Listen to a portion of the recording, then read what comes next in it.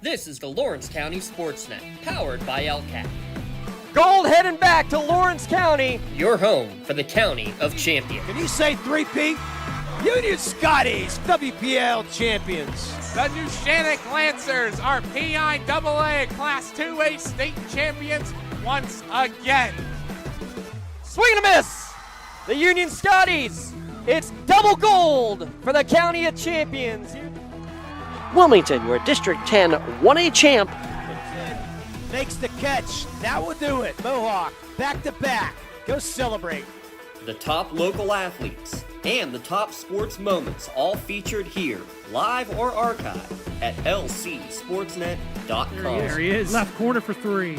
He's the now all-time leading scorer. Palmer McCain makes the catch. Somehow the adjustment, and he is going to take it to the house.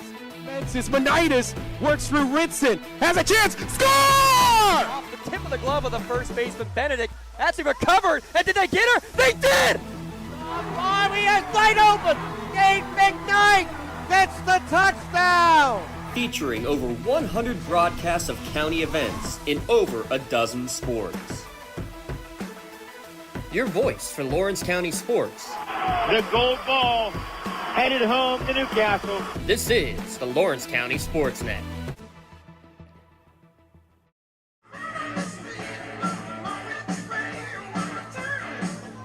It's that time, folks. Finally, week 0, the new season. Live from the LCAP studios.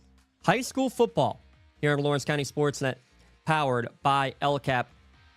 Here on our pregame show, we'll get you out to field level momentarily for whatever game you are watching at lcsportsnet.com. Tonight's broadcast brought to you by Maley Chiropractic, keeping you in the game. By MVP Insurance, simplifying insurance, call MVP for the win. By UPMC Orthopedic Care, Lawrence County's local choice for sports medicine. By Penn Ohio Bottled Water, home and business bottled water delivery. By the Red Zone, score big at the Red Zone. By Medora Bonner Law, a community firm dedicated to protecting your possessions. By Nick's Auto Body, trust your body in our hands. By Door and Concrete, residential and commercial concrete services. By Parada Jones McCree, excellence is our guarantee. By Gem Builders, a creative edge in your contracting work. By the Newcastle Transit Authority, going your way. By Ponch's Insurance, protecting those you love. By Joseph's Marketplace, Newcastle's family-owned grocery store and coffee shop. By the Crane Room Grill, Brewery, Banquet Center, family-owned restaurant. By Works in Progress Paint Services for residential and commercial projects. By Sims Cafe, where sandwiches equal smile. By the City Rescue Mission, transforming lives in crisis since 1911. By the Tri-County Principals Association and the Lawrence County Community Action Partnership. I'm James Dotson. Again, we'll get you out the field level here momentarily as we get you going on our pregame show here this evening. Neshannock at Mohawk, one of the games that we will have coverage of, as well as Newcastle hosting Penn Hills. Let's get into a bit of what's going on out at Bessemer. We'll start with the visiting Lancers, 9-2 last year, losing in the opening round of the playoffs. A rough end, being upset at home after what was a very successful season, to say the very least, for Neshannock, moving back down into Class 1A. On the other side, for Mohawk, another home victory in the postseason, made it to the quarterfinals, ended up losing to the defending champion in South Park. But that's 4 straight seasons in the playoffs. That's never happened in the history of Bessemer. Coach McCutcheon has the team continuing to move in the right direction. Coach Bonjavengo, lots of pieces back on that side for Neshannock as well.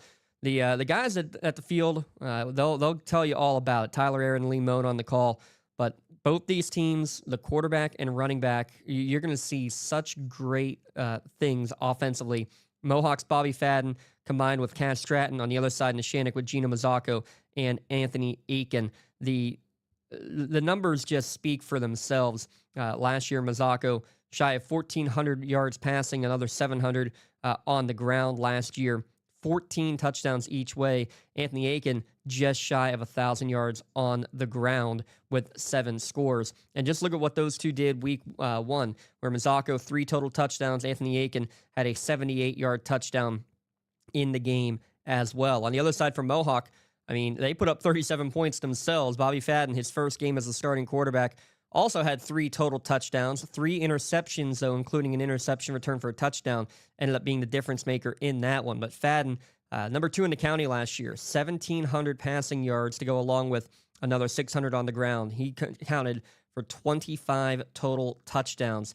And the key is going to be for both of these teams who's going to be the wide receiver that will step up, because you lose Blake Logan, who set the single-season passing or receiving record, I should say, last year for the Mohawk Warriors with 899 yards, and 11 of the 18 touchdowns were caught by Blake Logan. On the other side, Dom Cubelis, and what more can you say? We've been calling his name for 4 years on the football field.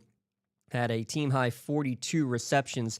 In fact, when you look at it, the rest of the team combined, not a lot more than that. I believe it was 51 was the rest of the team combined. So both these teams are going to have to find who the new top target is going to be, and that will be the biggest key to the game, as well as which team can make the defensive play when it needs to happen the most.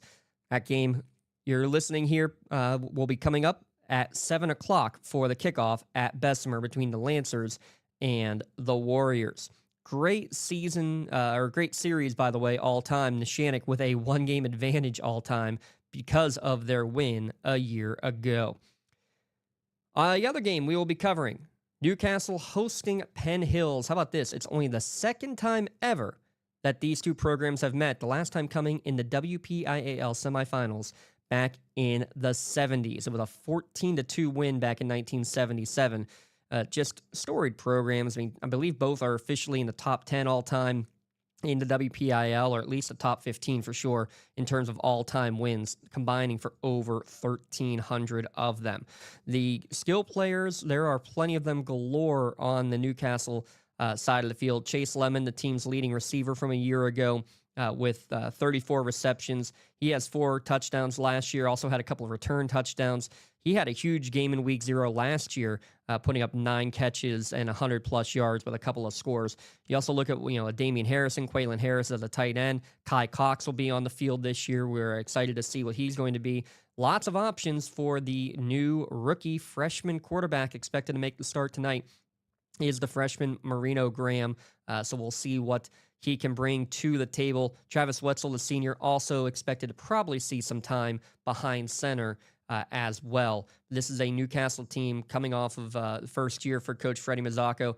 Started the year strong, winning the first 4 games, ended up losing for the last 5, but did end with a win in the last game of the year against Blackhawks. So hopefully a little bit of a momentum coming into this season. They're going to have a tough challenge, a great non-conference game here against Penn Hills. Always a perennial power in Class 5A, and it's a deep 5A field this year.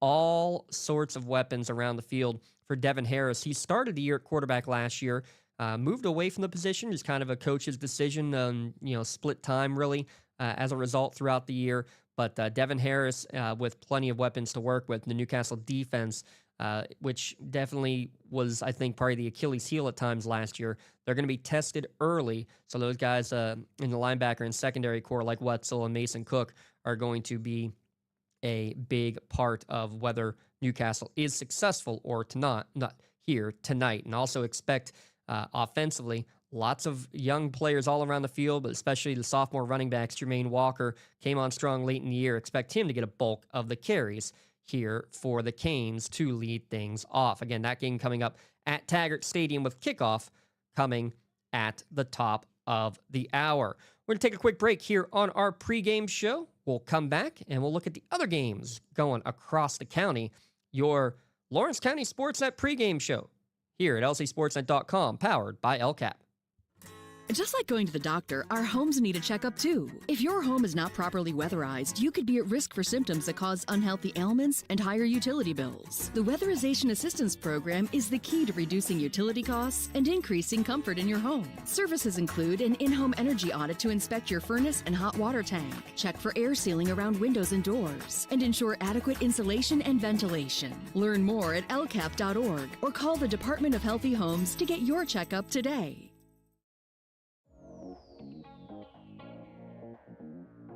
Calling all sports fans. Never miss a moment with real-time alerts, keeping you in the loop when your favorite teams are playing. Get instant updates sent straight to your phone with game schedules, changes, and all the latest news. You can receive important updates and reminders, so you're always prepared for game time. Be the first to cheer on your local teams and show your support. Receive important updates and reminders, so you're always prepared for the game. Signing up is quick and easy. Don't miss out. Sign up now and stay connected to the action. Plus, follow us on social media for live updates, behind-the-scenes content, and community news. Thank you for calling Axe. Where can we take you today? To work, to the store, to Grandma's house. Axe can get you there, but it's much more than a ride. It's a joyride. I'm helping people. I'm getting them out of their house. I'm taking them to their doctors, to the grocery store. They say I'm entertaining. Okay, we laugh, we joke, we sing, we tell stories. They're like family to us. Even if it's the same day, to schedule your joyride, call Axe today.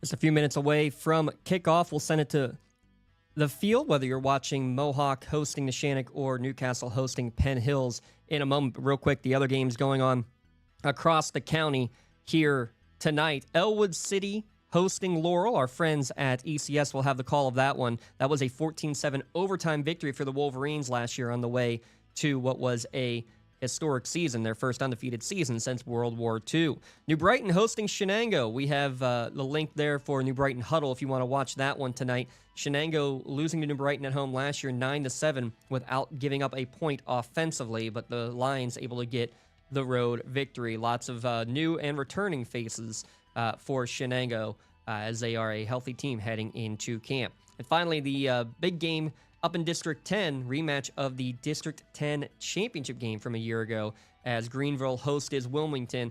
Wilmington with a pair of wins, including 26-21 in that D10 championship game. Look for Chase Mitchelltree, who had big games both times against the Trojans last year, to be the feature back yet again in that wing T system.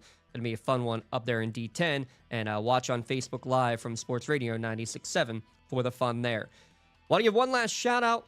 We will always talk about our Athlete of the Month and Team of the Month. Got to give a shout-out one last time to our June Teams of the Month, the Neshannock and Union softball teams as state champions out there at Beard Field back in June. And their seniors for Union, Piper Jendrzyk, Mia Pruz, and Addie Nogue. And for Neshannock, Addie Fry, Gabby Quinn, Miley Anderson, and Aubrey Ragone, your Red Zone Athletes of the Month for June as well. We'll have the voting beginning, as we'll have our first team and athletes of the month announced at the end of September. Stay tuned. We got lots of great stuff coming throughout the course of the week. But right now, let's head out to the game you are watching here tonight on the Lawrence County SportsNet, powered by LCAP.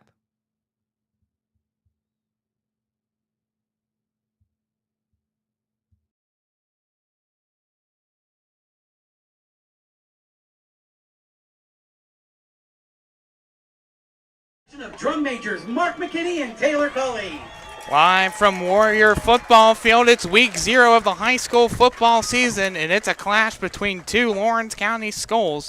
Tonight, it's the 1A Neshannock Lancers as they take on the 2A Mohawk Warriors. After a long summer, the wait is finally over. The pads are on.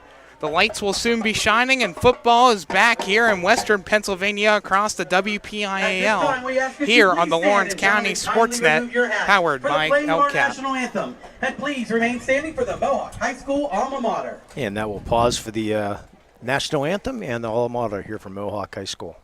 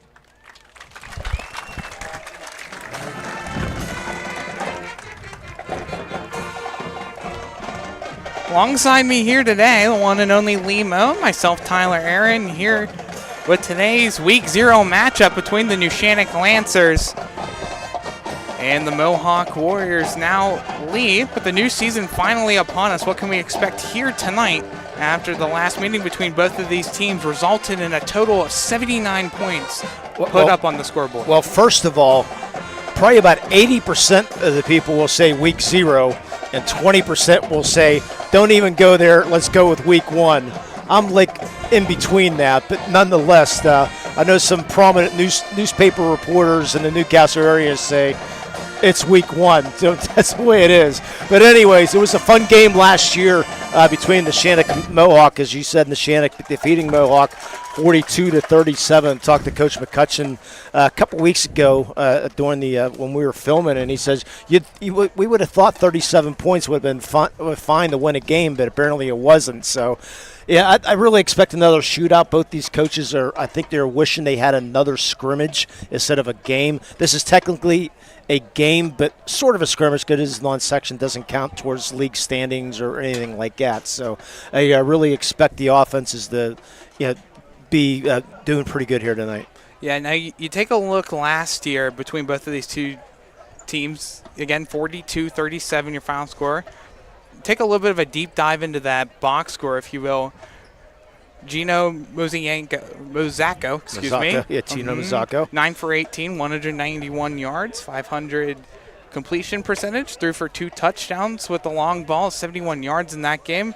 On the other side, senior Bobby Fadden, now senior, threw 19 for 35 for 254 yards, 2 touchdowns, threw 3 interceptions, however, in that game, and that was the big difference. That was the cost, yeah. In that game. Yeah, for sure. And Fadden, Fadden is we'll be talking about him in our Nick's Auto Body Impact players you can trust. And Bobby Fadden, he's one of those players that can sometimes do a little bit too much. He needs to really play within himself. If he plays within himself and make the right decisions, and he's a great athlete. He's a 5-sport athlete, and he can control things, control the game quite easily here tonight. Yeah, now when you look at last year's standings-wise, by the end of the year, both teams made the playoffs. Unfortunately, both early exits, rather, for both schools. But you got to look at Mohawk, made the playoffs in the last 4 seasons. Neshannock keeps on inching closer and closer every year. Mohawk finished 3rd in the Midwestern Conference last season with a 5-2 conference record, 7-4 overall record, just behind Elwood City and Western Beaver. And then Neshannock atop of their conference in 1A over Laurel in that big matchup they had towards the end of last year for the section title, and Neshannock coming out victorious in that. But going back from last year into this year, you were a little bit upset with how things kind of ended. How do you come into this season with not really a new look per se, as most of the starters are back this year, but still a lot of key impact players have left due to graduation. Yeah, well, Mohawk has 7 returning starters on both sides of the ball. So, I mean, they're experienced, and they got a lot of athletes. And they lost in the quarterfinals to the eventual WPL champion in South Park. They just got out-muscled down the end of that game because South Park got some huge offensive and defensive linemen that really caused a lot of problems for that game. But the hopes are high for them. I think they can make a lot of noise in 2A. From the Neshannock, you got a lot of talented teams, which we might touch on tonight, and Clairton being one of those teams that are possibly in that run. But the Neshannock has a lot of talent on their side of the ball, and they're looking to get further down the road. All right, so with that, we're going to take a quick step aside for right now. Come back. We'll have our ACT series notes when we come back right after this break. Thanks. When the high school season heats up, make sure you have the best gear to support your school. Head to the Red Zone on Wilmington Road in Neshannock for all your county sporting apparel needs. From sporting goods to custom apparels, embroidery, and more, the Red Zone has it all. Quality gear for all 8 schools in the County of Champions. Stop by and enter the Red Zone or visit them online at theredzonesports.com. Score big at the Red Zone. Your hip, your knee, your shoulder, whatever has been holding you back, UPMC Orthopedic Care is where you'll find experts to help you get back to a better quality of life.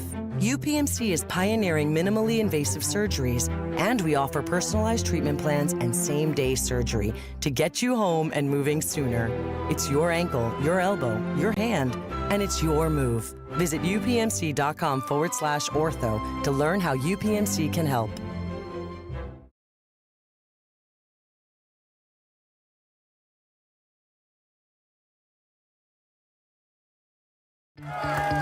Like in sports, it takes a great team to protect you, your family, and your business. MVP Insurance is that team. From home and auto to life and commercial insurance, you can count on us for coverage that adapts to your needs. We're committed to excellence for our clients' experience and in serving our community. It's a winning combination. MVP Insurance. Don't get left on the sidelines. Log on to mvpins.com or call today to get your free quote.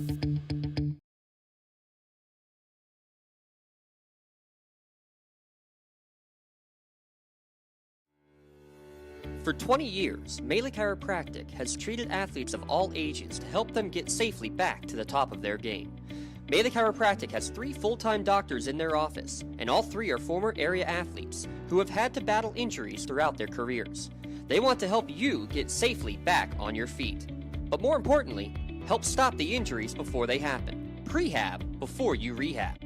Attention all high school student athletes. During your sports season, a $30 visit to the Melee Chiropractic office includes an adjustment and/or all therapy is necessary. From the athletes of tomorrow to the weekend warriors and everything in between. Let Melee Chiropractic keep you in the game. Contractors, the Department of Healthy Homes needs you. From small to large residential projects, you can help families live safer and healthier with the quality work you do. It's rewarding in more ways than one. Call LCAP's Department of Healthy Homes today.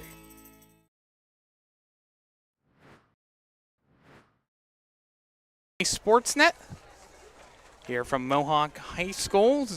Week 0 matchup and a non-conference matchup between the Neshannock Lancers and the Mohawk Warriors. With all that being said, our Axe tail of the tape. Axe is here to get you there. Lawrence County's door-to-door transportation service is open to the public.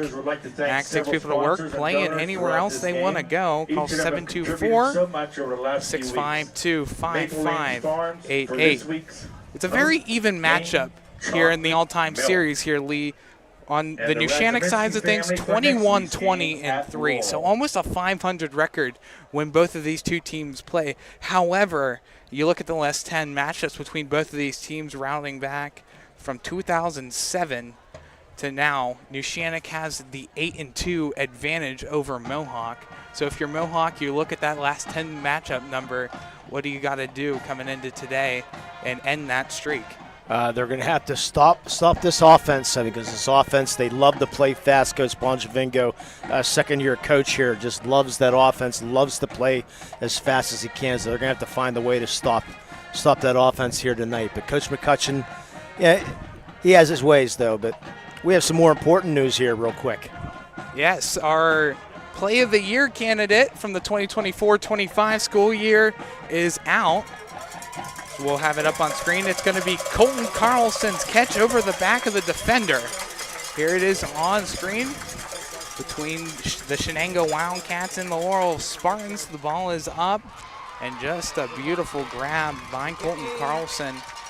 Our 2024-25 Lawrence County SportsNet Play of the Year. And he receives a new car. No, I'm just kidding. But congratulations to him. The voting was really close between all four of those plays that were picked out.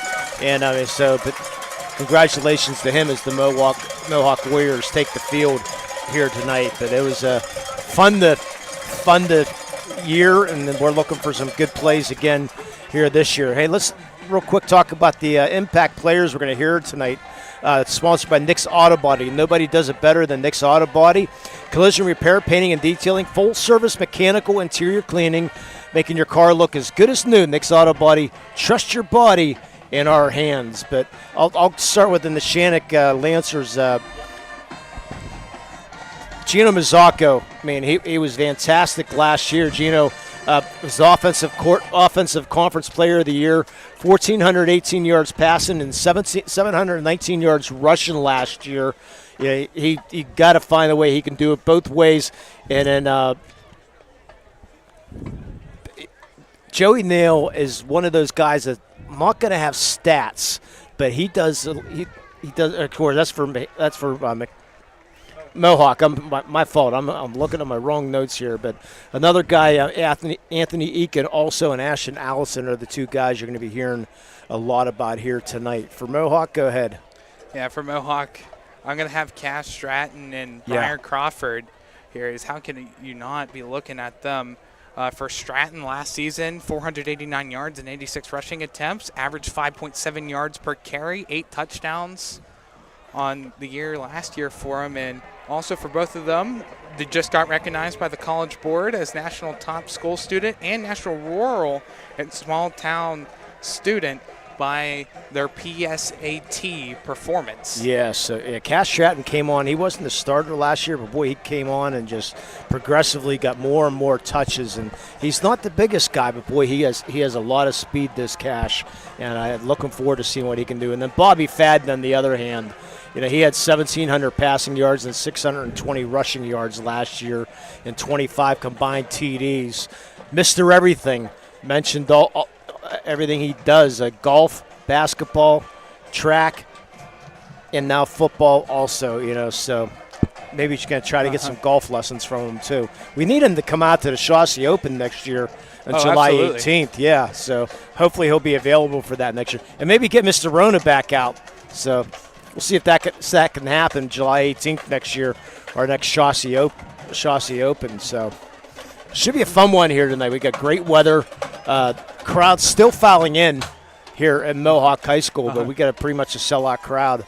Yeah, I'll tell you what, this atmosphere is amazing. They had a bunch of kids throwing footballs and playing little pickup football games outside in the parking lot. They have a whole bunch of inflatables and jumping houses outside and everything. It's a party-like atmosphere as high school football has returned. Yeah, and there's a lot going on around here, for sure, Tyler. Yeah, absolutely. Here in Mohawk, we're going to have new artificial turf installed here for the 2026 season, as well as a new concession stand building right here behind the right end of the end zone towards the corner. New concessions, restrooms, a team store in there. It's going to be great. And I want to bring this up now. What could really play a factor tonight is going to be the field conditions tonight, as it's been a little bit rainy here the past couple of days. They got the field painted on Tuesday. They didn't paint the M at the 50-yard line till this morning. And as you can see, there's a couple of different rough patches all over the field, so definitely could be a factor tonight. Should be okay, but the best news of all tonight, Tyler, as we get our officials for the night, Robert Iacobici, the referee, Matt Stebbins, the umpire, Dave Greyer, the head linesman, Frank Van Hodenhove, the line judge, Jim Seibert, the side judge, the field judge, Anthony Barone. The best news out of all those guys, there's no Henry sighting here tonight at Mohawk. Going to start early. We love you, Henry, wherever you are across the state of Pennsylvania, but have to get that in early. Justin Edworthy back for Neshannock. Andrew Lloyd kicking from Mohawk. And you mentioned early that Neshannock will receive. And Neshannock wins the toss. They elect to receive. And it looks like both teams lined up on the wrong side. What a great start we have here. Oh, wow. Oh, that's great. Justin Edworthy is going to be on the left side, and Anthony Eakin, the speedster, on the right. Eakin runs a 4.540. Looking a lot at Anthony Eakin, a two-time all-conference running back, one-time all-conference defensive back, a dual threat on both sides of the football. Yeah, Andrew Lloyd doing the kicking. He looks like he's got a pretty good leg watching him in the warm-up. Nice crowd again. And just like that, the high school football season is underway. This one's going to bounce off of Eakin. He will scoop it up at around the 15-yard line, and he is pummeled by 4 or 5 different Warriors right at the 15-yard line. Yeah, first in there, it looked like it was the kicker down there. And just but nonetheless, like that, a great the start high school here. football season hard is kick to handle. underway. This one's going to bounce off of Eakin. He will scoop it up at around the 15. Neshannock will, so I said, they're going to want to work quick. We'll start from their 15-yard line. Let's take a look at Gino Mazzocco. 98 for 166, a 59% completion percentage last season.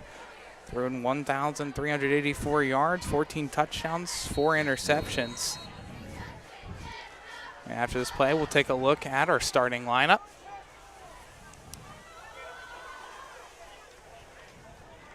Zacco lined out of the shotgun. He motions a man. That's given over to Eakin, and he is tackled by 2 Warriors behind the line of scrimmage. It's going to be a loss of about 2. Cash Stratton in first. No chance for Eakin to go anywhere. Where they're going to lose 2 yards. Stratton read that play perfectly. Good. Went unblocked. Was able to knock Eakin down.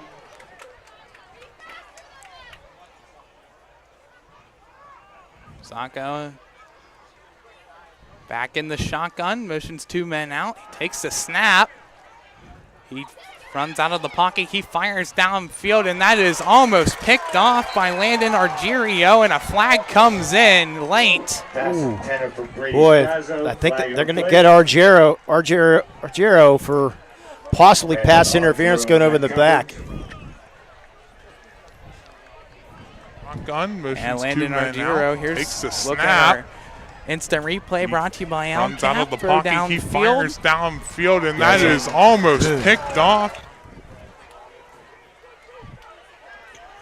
It looks like the pass interference is going to be early. Right, going to be 15-yard penalty in high school. So Argero gets called for over-the-back pass interference. Our first reaction from the crowd of many during the year. It was a late flag too, so definitely more disappointment in the crowd from that one with the flag coming in late. Look, from our angle, I mean, it looked like Argero had pretty good darn defense there, but nonetheless, we're up here, they're down there. 1st and 10 from their own 33-yard line. He fakes the handoff, throws downfield. That is going to be caught at the 20, the 10, and into the end zone. Ethan Beeman puts the Lancers on the board in the first minute. Untouched. Into the end zone, Ethan the Mohawk defense, and puts the Lancers on the board in the first minute. 45-yard line. No one going to catch him once he got past there. 68 yards. Touchdown, just like that. What a throw by Gino Mazzocco. Now Amari Rapchak will attempt the extra point, the freshman.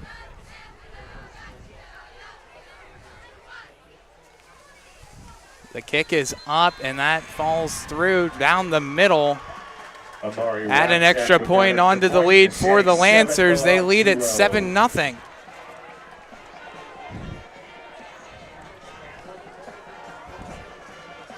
Tired of gasoline costs? Why drive? Let the Newcastle Transit Authority take you where you want to go. Serving the city of Newcastle and stops throughout Lawrence County, as well as weekday service to Pittsburgh. Public transportation just makes sense.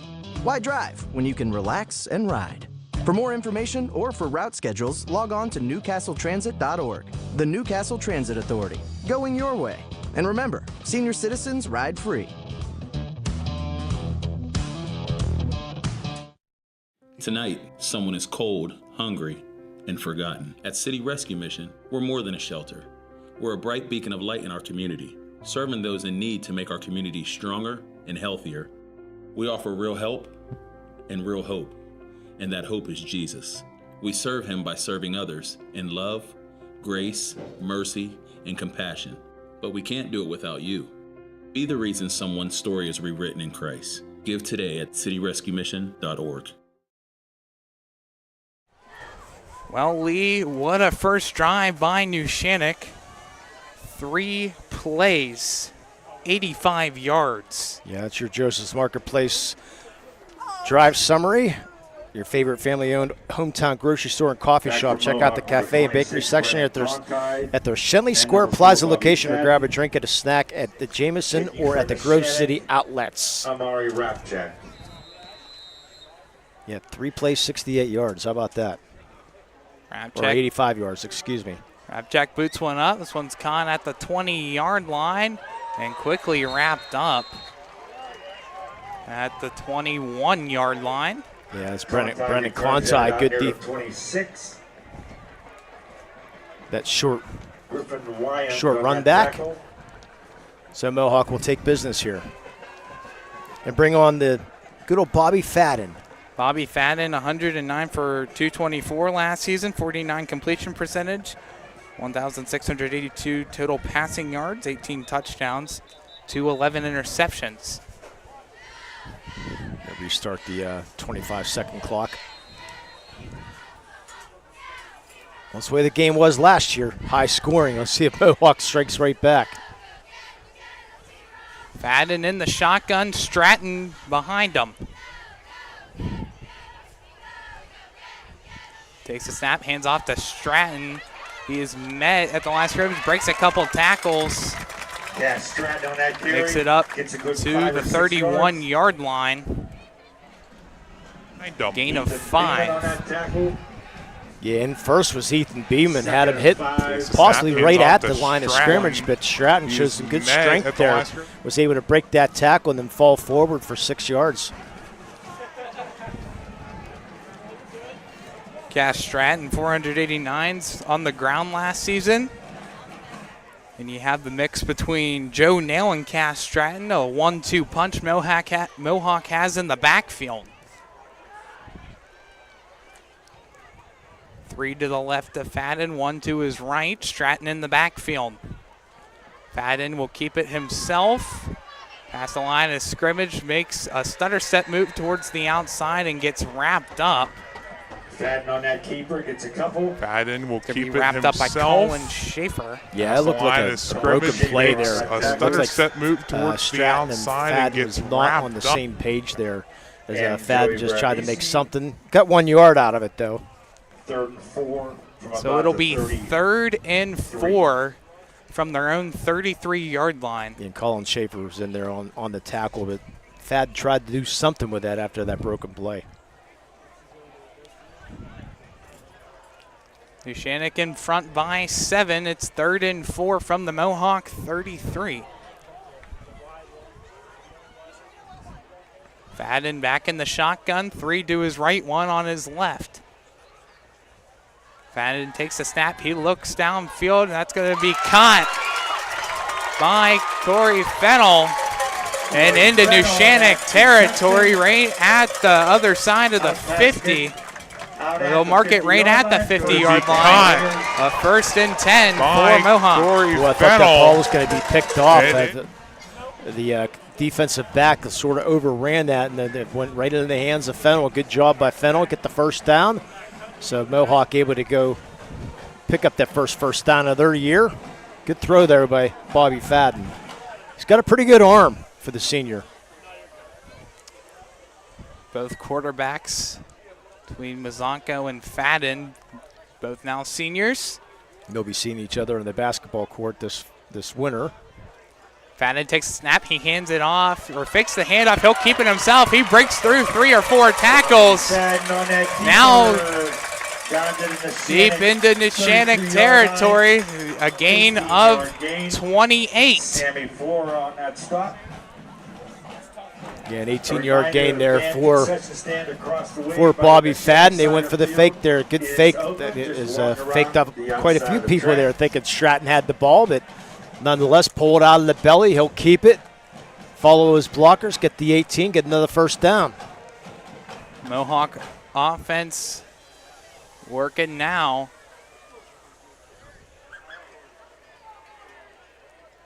Fadden's back in the shotgun. Takes the snap, hands this one off to Stratton. Stratton gets wrapped up by a couple of Lancers in front. Down near the 26-yard line. Boy, right at the 26-yard line of Neshannock. Good nifty running there by Stratton. Not much there, but boy, he just fake, duke, twist, do everything he can, fall forward, get 6 yards. Gain of 6 yards, now 2nd and 4. Boy, you can see the difference between the Mohawk offense and the Neshannock offense. And the Neshannock, they want to go, go, go. Mohawk a little bit more deliberate. And we saw 3 plays is all what Neshannock needed. We're heading into play number 6 now of the drive for Mohawk. And on a hot night, this can play big in Mohawk's hands, keeping that defense out there as much as you can. Yeah, 79 degrees our game time temperature. As play clock runs at 0 and a delay of game penalty. So that almost completely negates the previous 6-yard run by Fadden. So now it'll go 2nd and 9. Our starting lineups were brought to you by the Crane Room Grill. You can get a seat out on the patio, please. Or to get a go order, 724-656-1553. Plenty of room at the Crane Room.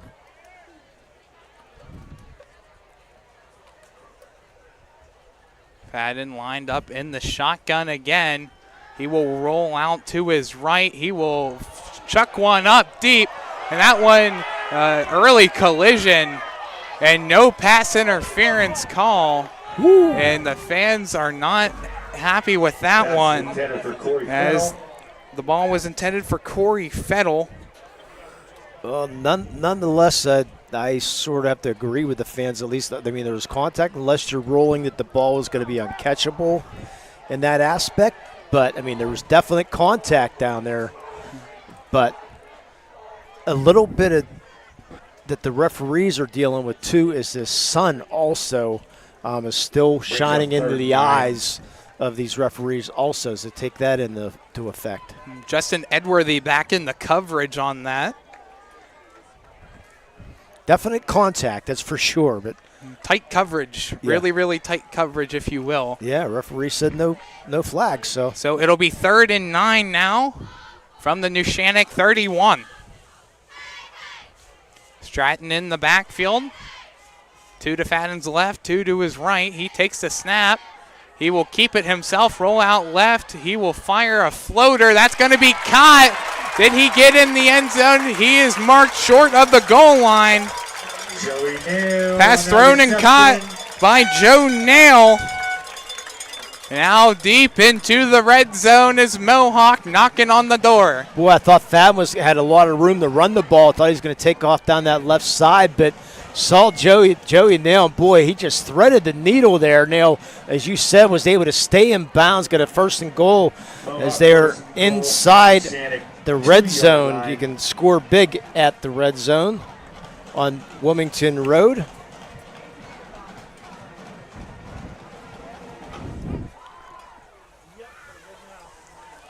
Mohawk trying to respond. They're at the Neshannock 2. Fadden under center. He's going to hand it off to Stratton. And he is marked short. Going to be caught. Handed off to it's Stratton. It's going to be a gain of 1, maybe even a yard and a half. On that tackle, Stratton. Short with the spot. It'll be 2nd and goal. Yeah, back to the red zone. They have custom apparel, embroidery, and more. They're voted the best of the best in Lawrence County. You can go to TheRedZoneSports.com. That's TheRedZoneSports.com. Fadden under center. He's going to keep it. Quarterback push. Should be in. And into the end zone. Touchdown, Mohawk. Handed off to Stratton. A quarterback keep by Bobby Fadden, and here comes the fireworks from Bessemer, PA. Yeah, your Parada Jones McCree touchdown. Attorneys at law, excellence is our guarantee. Thanks to Parada Jones McCree for sponsoring the touchdown. Now Andrew Lloyd will attempt the extra point to tie this game up at 7. Kick is up, and that is blocked. Whistles everywhere. Neshannock comes through the line and blocks the extra point attempt. So after 2 drives, both results are in the end zone. But a blocked extra point is the difference. With 5:35 left to go the first quarter, Neshannock is in front 7-6. We'll take a break here live on the Lawrence County SportsNet, brought to you by LCAP. At Medore Bonner Law, we're more than just attorneys. We're your community partners. With a combined experience that spans decades, attorneys Jason Medore, Michael Bonner, and Greg Rossitelli are your trusted advisors for all legal matters. From personal injury to estate planning, business law to family disputes, we are here to guide you through every step of the legal process. Our full-service, community-based approach ensures that you're not just a client, but a valued member of our family. Give us a call or visit us online at MedoreBonnerLaw.com for more information. From high school to the pros and everything in between, you're listening to City View Sportscast, part of the iMedia One network. GEM building contractors and developers have a proven record of performance on any size project. They bring value, local craftsmanship, expert management to meet any challenge. From design construction, from inspection to budget estimation, GEM Builder has been building our community for 70 years. Lloyd boots one up, and this one's going to roll out of bounds, so a flag comes out early. Shannock will take the ball at the 40. Looks like your Joseph's Marketplace scoring summary. 9 plays, 85 yards for Mohawk, capped by the 1-yard run by Bobby Fadden. They have specials daily at the cafe and bakery. You can follow them on Facebook to see what's cooking today. Joseph's Marketplace, family owned and operated since 1915. Good little bakery and coffee shop over there. My brother and I was able to stop over there once or twice, and need to get back over there. With the Neshannock offense coming up, let's take a quick look at the starting lineup. Kiddens Carter, Santino Subra, Dante Cancelo, Brendan Stewart, and Joe Veronese on the offensive line for Neshannock. His quarterback, Gino Mazzocco, lines up, hands this one off to Eakin, and he plows his way through for a gain of 11 and a first down for the Lancers. Again, you're starting on sponsored by the Crane Room Grill. You can call them at 724-656-1553 for a to-go order, or just head down there after the game. Plenty of good food. You'll probably see some gold shirts down there afterwards. Is that taken by Mazzocco? He makes a couple moves. He fires one down, and that is going to be deflected away by Corey Fennell. Zonko. He makes a couple moves. He fires one Fennell down. did a good job on Ryan Cameron. I mean, they were battling each other. They had a good no call there. I mean, they were both pushing each other a little bit, and I think a good no call. Just good job there by Fennell. Looked up at the the right time. Was able to catch the ball or spot where the ball was, knock it down. 2nd and 10 now from the Neshannock 46. Yeah, Corey Fennell, part of the track team, does the high jump and the long jump. Low snap by Mazzacco. He's going to keep himself. Flag on the play. That's wrapped up by Braden Radzminski. But it looks like a holding call is imminent here. Yeah, you would think so. So going to give him a 2-yard. Looks like it'd be a 1-yard gain and 10 yards back. 10 yards back, yeah. If they decide to take it, which I would think they would. Put it at about a 2nd and 19. It is holding on the offense. 10-yard penalty. You're going to have that, hopefully not as many as the Steelers had last night. From the 36. Just the preseason in the NFL, so got to wait till the regular season like we are right now. Mazzacco tosses one out to the side to Edworthy, but he's wrapped up. Edgeworthy on that carry. Boy, maybe give him one, if Monaco that. Tackle. 3 Mohawk Warriors all pile on top of Edworthy on the little shovel pass by Mazzacco. Yeah, Edworthy getting a lot of good press here early on, thinking he could have a huge year. Give him a gain of 1, so it's going to be 3rd and 19. Mazzacco in the shotgun. Take a look back at his sideline. 3 receivers to his right, 1 to his left. He's going to hold it for now. He rolls out right towards the far sideline. He heaves one downfield. He's got a man there, and that one falls incomplete. Pass intended to Ethan Beeman. Intended for Ethan Beeman. There was some contact down there by Joey Nail. Right towards the far sideline. Thought maybe a flag might come out there, but he's got a Nail man was there, there, and so that one first punt of falls the game incomplete. is going to happen here. Now he rolls out right towards the far side. So a little bit of a lucky start to the drive for Neshannock with the ball bouncing out of play. But the ball still ends up going backwards for Neshannock off of the holding call. They're forced to punt. And I believe that's Grayson Measle, if that's at 8. Trying to get the verification on that, doing the punting.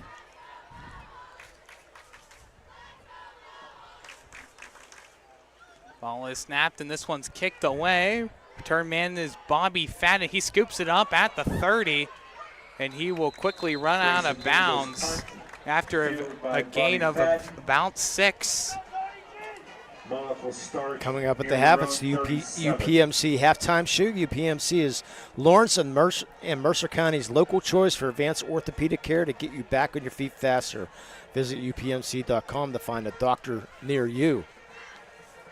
I could have used them last week in Virginia when my wife had her appendix out.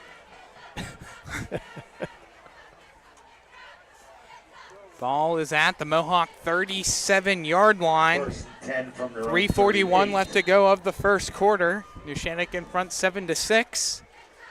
Dan Monaco, Joe Rosek, Trey Gangone, Braden Radzminski, and Franklin Kelly, the starting offensive line for Mohawk. Yeah, Monaco, big boy down there, along with Gangone. 6 foot tall, the senior, 3'10". Pass is thrown behind the line of scrimmage to RGO. Tries to cut inside and is wrapped up. Gets about a yard. Gain of about a yard or so. Matthew behind the Tobin line of makes the scrimmage tackle. to RGO. RGO, not much room there as RGO caught the ball.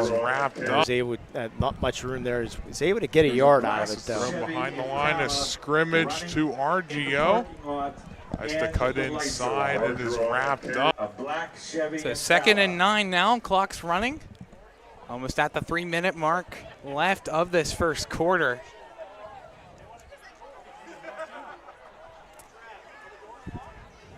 Fadden in the shotgun, Stratton in the backfield.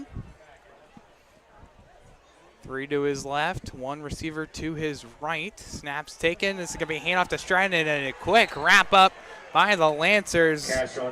Matthew Toman in there on the tackle, as well as Hayden Tatterson. Yeah, Matthew Toman was first. Boy, he came in on that blitz, and Stratton, no chance whatsoever. One was receiver not well blocked. to his right. Snaps taken. This is going to be a handoff to Stratton. First 2 drives for each school, touchdowns.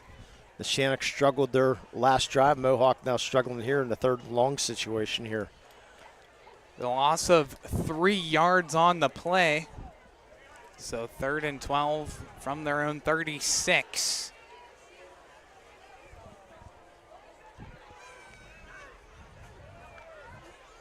Fadden takes the snap. He looks right, rolls out left towards the far sideline.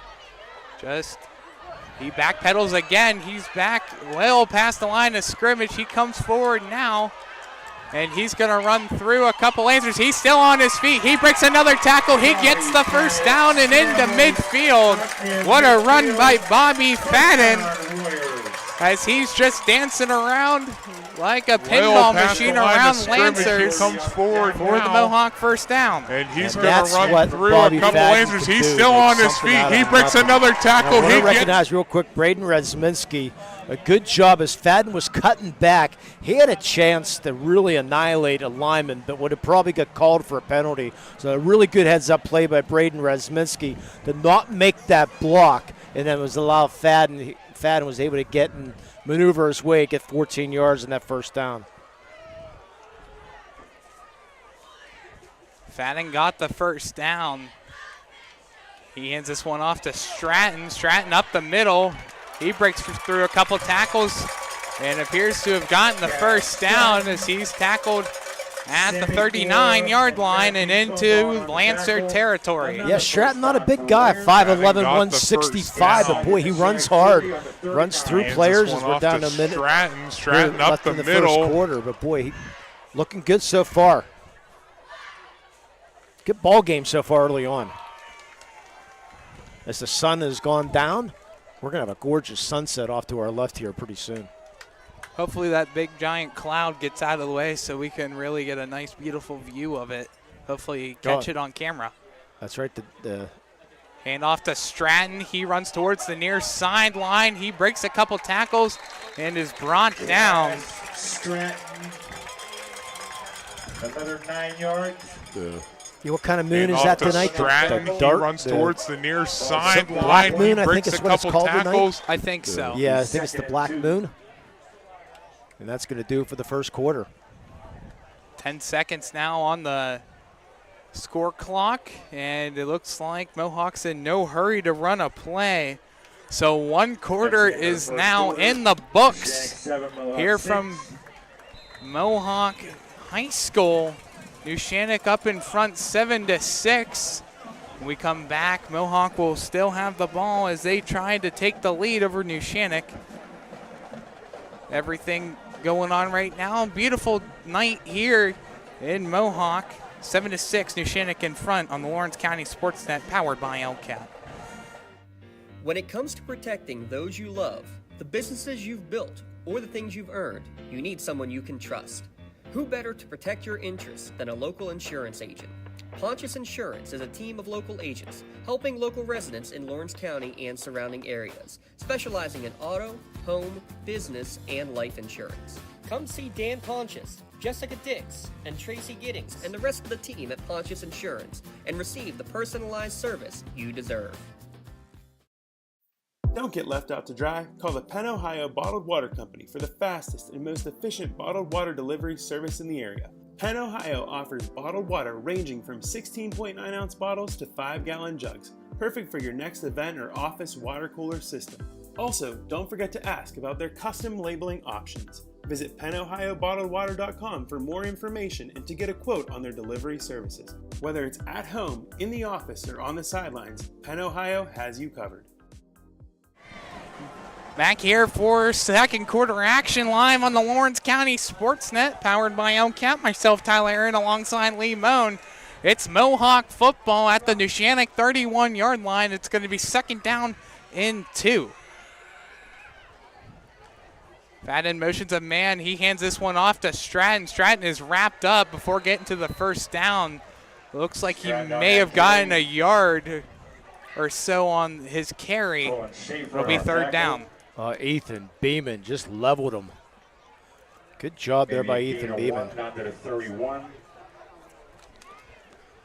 Looks like it's going to be a gain of 0 yards, so it's going to be 3rd and 2 for Mohawk.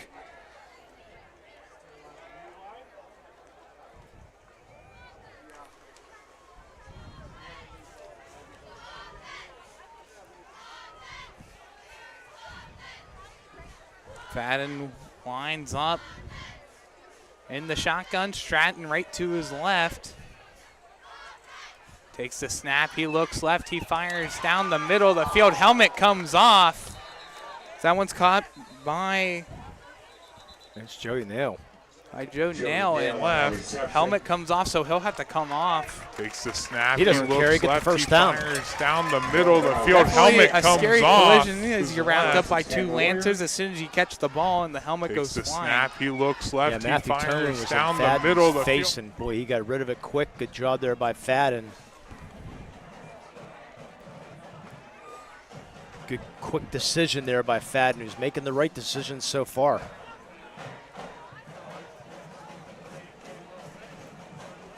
So it's going to be 1st and 10 now at the 24-yard line.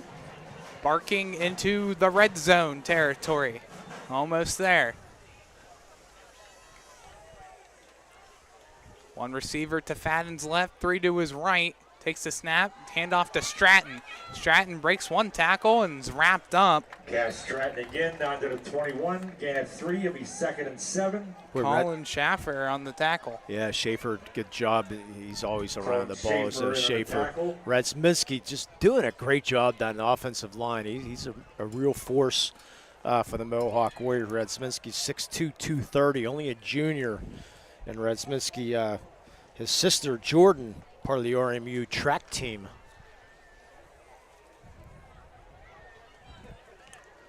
So the Stratton run is a gain of 3. Now at the Neshannock 21. Fadden back in the shotgun. He rolls right, fires downfield. He's got a man open, and that's going to be batted away by Justin Edworthy. Pass intended for Fennell. Pass intended towards Corey Fennell. Brings up 3rd. Yeah, Paul, just a little bit overthrown. Back in the shotgun, he rolls right, fires downfield. He's got a man open, and that's going to be batted. Definitely only a little high there, so a little overthrown.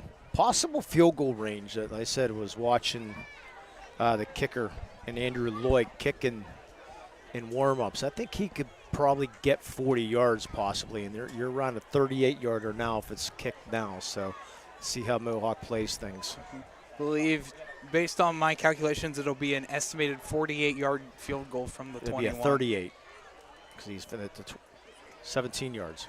You got 10 yards added, though. Yeah. Fadden up the middle, near the first down marker. Looks like he's going to be about a yard short. They're not going to worry about a field goal right now. I guarantee they're going to go for it and fourth down. Up the middle. Short. Now into the red zone. Now it looks like it's going to be 4th and inches. You got to be knocking on the door now. You can visit them on Wilmington Road at theredzonesports.com. You can score big at the red zone. Yeah, run behind the big 5'10", 260-pound tuba player in Gangone. Fadden's under center. See if it's a quarterback push. Stratton has the ball. He pushes right through. He's on his feet and into the end zone. What a play by Cash Stratton as he bulldozes over a couple Lancers down the middle and in the end zone for the Mohawk touchdown. Cash Money Stratton. Center. You heard the PA announcer, Cash Money Stratton, has the as they ball. call He him up pushes here in right Mohawk. through. He's all on his feet and into the end zone. They kept on pushing him forward from behind, and he was able to break a couple tackles, and it's what he does. He said he's not the biggest, but boy, he's slippery at that. Got in for the end zone. Good job. Hold is good. Kick is up and wide right. Just missed. So back-to-back PAT attempts. Just misses the mark. But it's another score by Mohawk as they have a 12-7 lead. When we come back after this break, Neshannock's going to get the ball. But for now, it's Mohawk 12, Neshannock 7 on the Lawrence County SportsNet, powered by LCAP. Attorneys Parada, Jones, and McCree are dedicated to giving their clients the best chance at a positive result. From personal injury law, criminal and corporate law, real estate, to wills and estates, their team will work with you through every stage of the legal process. Visit lawpjm.com for your free case evaluation. With Parada, Jones, and McCree, excellence is our guarantee. Hey, Mom, do you need a ride to the store today? Oh, no thanks, hon. I got it covered. Mike's taking me. Okay, well, you have a doctor's appointment tomorrow, right? I can take you to that. No, I got it covered too. Mike's taking me. Mike? Yes, Mike's my Axe driver. Picks me up right at my door and even helps carry my groceries. It's so convenient to schedule and ride with Axe. Wish I would have called him sooner. Okay, Mom. Sounds like you got it covered. I have an apple pie ready to eat. How about you help me with that? Lloyd about to kick things off. Back to Neshannock's side of things. Mohawk has the 12-7 lead. Kick is up towards Edworthy. It's going to be caught inside the 10-yard line. He makes a move around. He's still on his feet to the 35-yard line. He's going to be brought down at the Neshannock 38-yard line. Be caught. A great run inside the 10-yard line. He makes a move around. He's still on his feet to the 35-yard line. Gain of about 30 or so yards. Our Joseph's Marketplace scoring recap. 9 plays, 63 yards, a 15-yard run by Mr. Cash Stratton. Extra point no good. It's 12-7. Remember, at halftime, we will have a scoring recap by Creative Edge Design. From concept to creation, they combine their executive construction experience with creative design to make up your project a reality. You can call them at 724-652-1372. And our UPMC halftime show coming up also. 1st and 10 from the Neshannock 38. Zonko takes the snap. He'll hand this one off to Anthony Eakin. He makes a move down to the near sideline and is wrapped up by 2 Warriors for the first down and into Mohawk territory. First and 10 for the Mohawk 48. Bobby Fadden and Brennan Conti in on the tackle. Your fan cam tonight brought you to by Works in Progress Paint Service. Call Joe Wright at 724-714-4294 to discuss your next painting project. Hand off to Eakin. Breaks a tackle and is wrapped up. Anthony Eakin again. At the 37-yard line, a gain of down to the Mohawk 37. Gain of 10 yards, so it'll be another first down, and that'll move the chains. There's something new we're doing this year. Looking for some crazy fans this year. Looking into that student section, got some birthday girls out there tonight, and in the Mohawk section, some birthday hats going on. Shotgun snap taken and hand off to Edworthy, and he's wrapped up rather quickly. A gain of about 3 or 4 yards on the play. Well, he's lucky he held on the ball. I don't know if you saw that, Tyler. That ball was up by his shoulder pad. Fortunate to hang on to that ball when he got hit. Big man Gangone coming out for Mohawk as Joe Rosick in. Edworthy back in the backfield Mazzocco will throw on a curl route, but it falls just right in front of Brady Frasso, the intended target. It'll be 3rd and 7 now from the Mohawk 34. Yeah, Joe Rosick in the game right now. He has a twin brother, Max, and I didn't get a chance to ask him which one plays drums and which one plays bagpipes. So that didn't get a chance. I'm going to try to answer that question hopefully in the over the coming year. What, can you imagine that household practicing bagpipes? Oh my God, yeah. Woo. Yeah, can you imagine? I mean, at Waynesburg University, there's a bagpipes crew, and they play bagpipes at all the football games, and they practice in the middle of campus. Ooh. So you hear them all the time, whether you're eating in the dining hall or what. Hand off to Edworthy. He breaks the tackle. He spins around another. He's still on his feet. He's inside the 10 and tackled at the 6. What a run by Edworthy as he kept on spinning out of tackles. Yeah, Edworthy only a sophomore, but hand you off can see to Edworthy. He breaks the tackle. He spins around another. He's still on his feet. He's inside. Yeah, like I mentioned before the game, the 1-2 punch they have with Anthony Eakin and Justin Edworthy. We saw Edworthy rush for 357 yards last season. They're going to hand it off to Edworthy again, and he's going nowhere on this play. Yeah, Rosick read that, was able to fight off that tackle, or fight off the block, excuse me, and drop for a 3-yard loss. But boy, that was all Rosick there. Lost about 3. Take a look at the replay. You can see it in there. Yards last season. Here's the replay on screen. Handoff to Hand Edworthy. it off to Edworthy again, and he's going nowhere on this play. Push Edworthy back the whole way. Yeah, instant replay sponsored by LCAP. 2nd and 9 now. Mazzocco's going to hold on to it. He's still on his feet and marches into the end zone for the touchdown.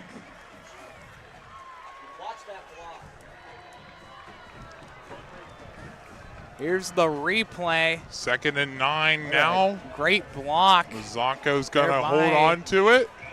He's still on his 54 on the offensive line. Brendan Stewart to have Mazzocco run on the inside and push in for the score. Now Neshannock's back up in front by 1. Now the freshman. Offsides Mohawk. Then will that change the change it? Or they'll take the 5 yards of the probably take the 5 yards in the kickoff is what I'm assuming. Yep. Nope, they'll move it forward. Offside on Mohawk. They'll move it forward a yard.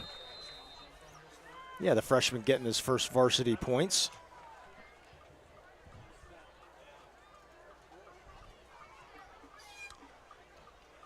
Here's the hold. The kick is up a little low and just misses underneath that kick is no the good. Post. Boy, from up here, it sure looked like it went up over the crossbar. It sure did. You can tell it was well low. And just squeaked a little low of the crossbar. Both officials say it went underneath the crossbar. So the PAT attempt is no good. So with that, Neshannock gains back the lead. They lead 13-12 with 5:57 left to go in the second quarter. We'll take a quick step aside for now. It's 13-12 on the Lawrence County SportsNet, powered by LCAP. Nick's Auto Body, trust your body in our hands. From a scratch to a dent to a major repair, Nick's your man. Making your car look as good as new. Nobody does it better than Nick's Auto Body. Trust your body in our hands. Nick's Auto Body, trust your body in our hands. I'm Kevin Sapp. I'm president of the Mohawk Education Association. We are one of the sponsors for the Lawrence County SportsNet. we would like to take a moment to wish all of Lawrence County student athletes health and safety. Just like going to the doctor, our homes need a checkup too. If your home is not properly weatherized, you could be at risk for symptoms that cause unhealthy ailments and higher utility bills. The Weatherization Assistance Program is the key to reducing utility costs and increasing comfort in your home. Services include an in-home energy audit to inspect your furnace and hot water tank, check for air sealing around windows and doors, and ensure adequate insulation and ventilation. Learn more at lcap.org or call the Department of Healthy Homes to get your checkup today. Neshannock boots this one out of play. So another kick out of bounds here today, our second one that we've seen so far. And Mohawk's going to get possession as they trail by 1 after a 6-play, 62-yard drive that ends in a 9-yard rushing touchdown by the quarterback, Gino Mazzacco. Check out Joseph's Marketplace, Jameson Square, or at the Grove City Outlets, or Shenley Square Plaza. So ball's going to get placed at the Mohawk 35. Mohawk trails by 1, 5:57 left on the clock till halftime.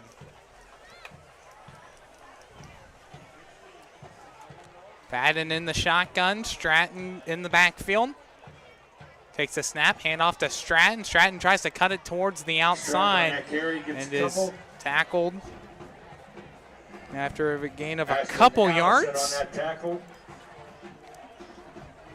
Stratton back to Bobby Fadden. He's the Bobby Fadden. Takes a snap, Dimension. He's the all-time leading scorer in basketball at Mohawk. 13 career points. His dad Rob and his uncle Brian also 1,000-point scorers at Mohawk. And another interesting fact about Bobby Fadden, he once scored, when he was a 5th grader, scored 52 points in a basketball game as a 5th grader. Very tough to do. I'd be lucky if I put up 10 when I was that age. Even though you're 6'7". Yep. No athletic ability in my body. Fadden takes the snap. He's going to hold it, try to cut it out to the outside, and he is met at the line, and a late flag flies in. Fadden wrapped up by Talcott Watts. No athletic ability in my body. The flag's going to be Fadden on takes the far the side. snap. He's going to hold it, try to cut it out to the outside. And might be a late hit, maybe. And all the officials gather together to discuss. You remember the UPMC halftime show, UPMC Orthopedic Care in Lawrence and Mercer County, local choice for sports medicine services. You can schedule an appointment at any of the 4 Lawrence County locations. Call 724-983-7000. That's 724-983-7000.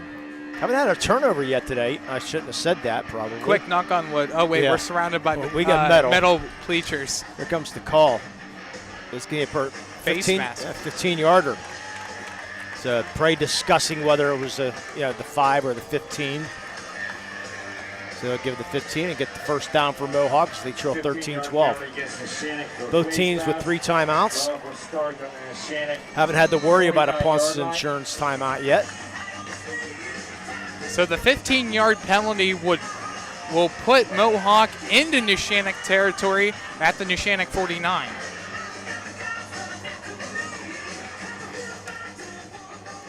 Mohawk only trails by 1. It's 13-12. Clock is running down to 4:36 on the clock. Fadden in the shotgun, takes the snap, fakes the handoff, stumbles and runs out of the pocket. Deep throw downfield towards Fennel, and that's in and out of the hands. Incomplete. What a throw by Fennel. That fixed the handoff. handoff. Edworthy stumbles hurt on the play. and runs out of the pocket. Deep throw downfield towards Fennel, and that's in and out of that. That fixed the handoff. Yeah, so you can check it. Look at that replay. Is like in and out of the hands. Edworthy's going to get up and trot off, but favoring that right arm. So we'll see. He'll get looked at on the sideline. Snap, fix the So let's take a look at the replay here. Stumbles and runs out of the pocket. Deep throw downfield towards Fennel, and that's in and out of that. Snap, fix the handoff. Edworthy was right there to make the tackle on the play, so Fennel caught it. Unlikely to reach the end zone on it, but Edworthy seems to be all right. It is an incomplete pass, so it'll be 2nd and 10. Yeah, Fennel early on here, 4 of 7. Excuse me, Fadden, 4 of 7 through the air. Corey Fennel mentioned earlier does the high jump and the long jump for Mohawk.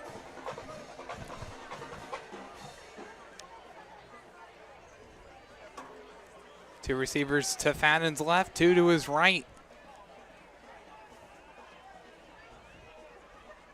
Fadden takes the snap. He looks downfield. He rolls out of the pocket towards the near sideline. He's looking for a man. He dodges one man, throws downfield. That's caught for a first down. Joe Nail again with another reception. Gets Mohawk the first down. Towards the near sideline. He's looking away for from the man. ball. Dan Monaco did a great job in the trenches. Brought to you by Door and Concrete. Don't just let anybody lay the foundation for your home or business. Visit doorandconcrete.com for your free estimate today. Monaco taking his man to the ground to let Fadden escape to go to the outside. Good job by Monaco. You're going to have to put a giant sticker on Bobby Fadden's helmet that says Escape Artist.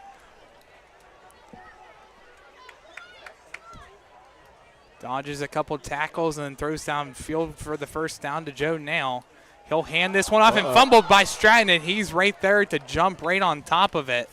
Luckily. Never had complete control of it, did Cash. Almost our first turnover of the game. Yeah, Cash didn't make our all-name team for the or he did make, it was part of Mr. Dotson's name team, yeah. I think you're number 2, yeah. I think my number 2 was Dax Shimrack of Mohawk also. So them two making the all-name, the preseason all-name team, because I'm sure we're going to come across some other ones along the way. As you can, looking for our fan cam right now, checking that out. Looking for the fan of the game. Fadden in the shotgun, fakes the handoff. He keeps it himself.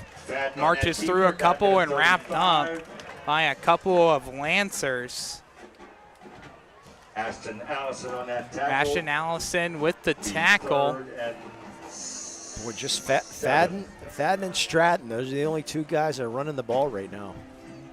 You know, you want to take it back a play earlier to the fumble by Stratton. It's a good way to bring in the new PIAA rule regarding fumbles on a forward fumble, as what we saw in that previous play. When a fumble of like that occurs and it doesn't bounce into the end zone, the ball shall be returned to the spot of where the fumble fell. Handoff to Stratton, and he's met at the line of scrimmage. Ball shall be returned what a to tackle the by spot Griffin Wyant. of where the fumble He fell. got in there quickly. Handoff to I think Stratton, Schaefer got him more he's than met Wyant at the line of but they both nailed him pretty darn good. They came in both at each end and said, "Not in my house." And here comes our first Ponch's Insurance timeout. You can call Dan Ponch's, Jessica Dix, or Tracy Giddings to get started today. Visit Ponch'sInsurance.com to request a quote for auto, home, business, or life insurance. And get the best rates and customer service by calling a local agent at Ponch's Insurance. I don't know if you guys got a chance to listen to the Penn Ohio Bottled Water podcast on Wednesday to preview all the upcoming games. I listened. Good. You can get a preview of all the games of the county each week by turning into that podcast sponsored by Penn Ohio Bottled Water. You can stay refreshed by enjoying hot or cold water at the click of a button, or enjoy a cup of coffee with a bottom-loading water cooler option. I want to thank them again for delivering water to our Chauncey Golf Open, by the way. And by the way, thanks for everybody who supported the golf outing. We raised close to $6,000 for the Shaughnessy Scholarship Fund, and we were able to hand out our first scholarship last year. So just thanks to everybody who participated, golfing, donated prizes, volunteers. July 18th next year. I was going to say, we already have the date for next year. At 8 in the morning, tee off instead of 2 in the afternoon. So you don't have to golf in the hot sun. No. So get out there early. So looking forward to that. You'll hear a lot about that as the year progresses. But more importantly right now, Mohawk on a 4th and 8 going for it. Or will they? Already a 6-play drive so far that started at their own 35-yard line, now on the Neshannock 36. Fennell's got one-on-one out there.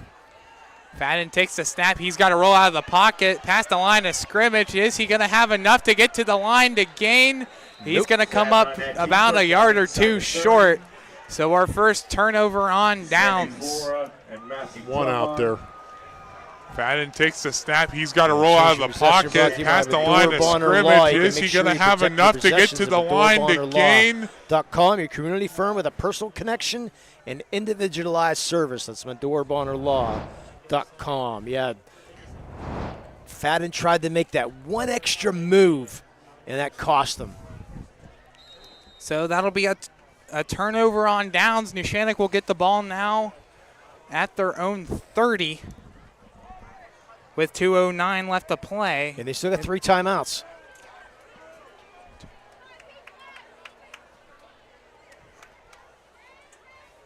Snap by Mazzocco. He's got to throw quickly. A little lobber to Eakin is caught and is wrapped up at the line of scrimmage. Anthony Aiken. And there's a first timeout for Mohawk. Timeout Mohawk. So I believe that puts us down to 2 timeouts apiece. Yeah. Between Neshannock and Mohawk. That's my bad there. But again, Ponce Insurance timeout. Yeah, our PA announcer is saying Aiken, and we got Eakin up here, so it is Aiken.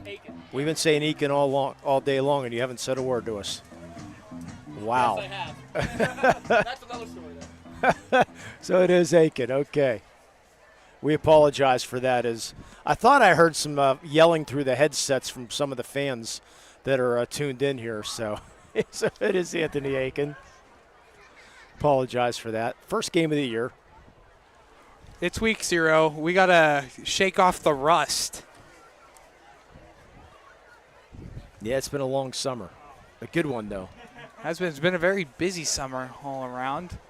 Yeah, he said the Shaughnessy Open this summer, and the grind never stops here on the Lawrence County SportsNet. No, it covered some softball and baseball junior high championships this summer along there.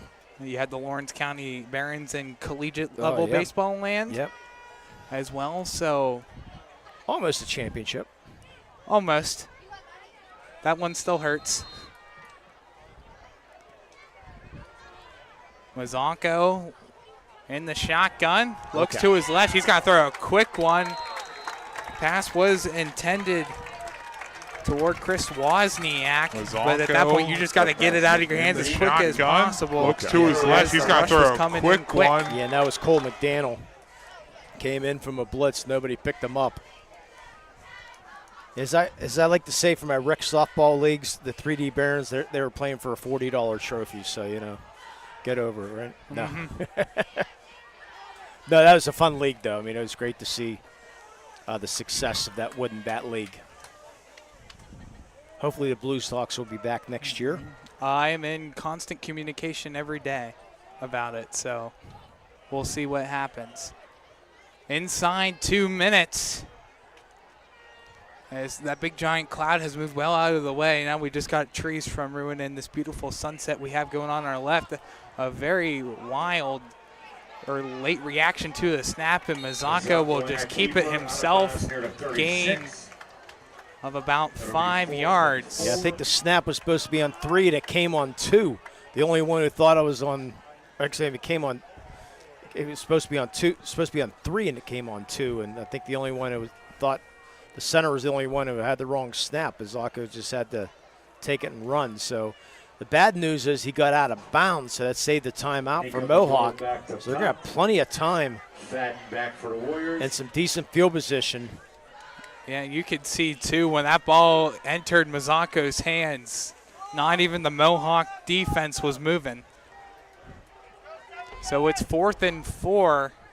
The punt is up. This is going to be a really shallow punt, and this one bounces out of bounds just into Mohawk territory at about the 48. Yeah, also almost looked like Measle was just trying to kick it away from Fadden as best as he could and just shanked it and didn't get it all into it. So Mohawk in great field position. I said if they can get down to about the 20-yard line, I think Lloyd has a chance to be in field goal range. So we'll see how Mohawk does this as they trail 13-12.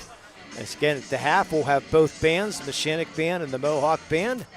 Talk a little bit about this first half, have some stats, and hopefully some scores from around the WPIL, sponsored by the Newcastle Transit Authority. 2 timeouts and 1:38 on the clock is what Mohawk's got to work with. Fadden takes the snap. He rolls out of the pocket. Short throw. That is caught by Argio, excuse me. Gain of about 5 or so yards. Gain of 5 to Neshannock 47. 2nd and 5. Clock still rolls. Now 1:10 on the clock into Neshannock territory at the 47. Fadden takes the snap. Here comes a heavy blitz. That's going to be lobbed up and caught by Stratton. He's got some running room. He turns on the burners. He's got to get past Edworthy, and he does it into the end zone. A 47-yard touchdown by Mohawk puts the Warriors in front. No flags either. What a play by Fadden. And Stratton just turned on the Jets. Outran everybody. What a play by Fadden to get rid of that ball. He's got some running room. He There. turns on the burners. He's got to get past Edworthy. Turn on the Jets, touchdown. So now it puts it in an 18-13 game, barring an extra point. Andrew Lloyd. Snap is good, kick is up, and that one is good. So tack on an extra point for Mohawk. A 2-play drive, 52 yards on the drive, puts Mohawk in front over Neshannock, 19-13. We'll take a quick step aside, come back for Neshannock's drive before halftime on the Lawrence County SportsNet, powered by LCAP. Whether you're hosting a big party, it's family dinner night, or you just need a place to go and watch the big game, the Crane Room Grill is the place to be. Need that something special for your upcoming event? Ask about the CR Brewing Company's custom brewing options to give your big day that personalized touch that your guests will never forget. Visit craneroom.com to see their full menu, or call in your takeout order now at 724-656-1553. The Crane Room Grill and CR Brewing Company, a winning combination. I'm Kevin Sapp. I'm president of the Mohawk Education Association. We are one of the sponsors for the Lawrence County SportsNet. We would like to take a moment to wish all of Lawrence County student athletes health and safety as they compete. In particular, we would like to wish luck to all of Mohawk student athletes as they represent our school with pride. Kick is up, and that one bounces into the end zone on one hop, so it's going to be a touchback for Neshannock. They got 49.7 seconds and 2 timeouts to work with before the half. Joseph's Marketplace scoring your summary, the 47-yard touchdown pass from Fadden to Cash Stratton. Mohawk having the lead here. Remember, last year's game was 42-37 final, so we're semi on pace for that one, as Mohawk with that 19-13 lead.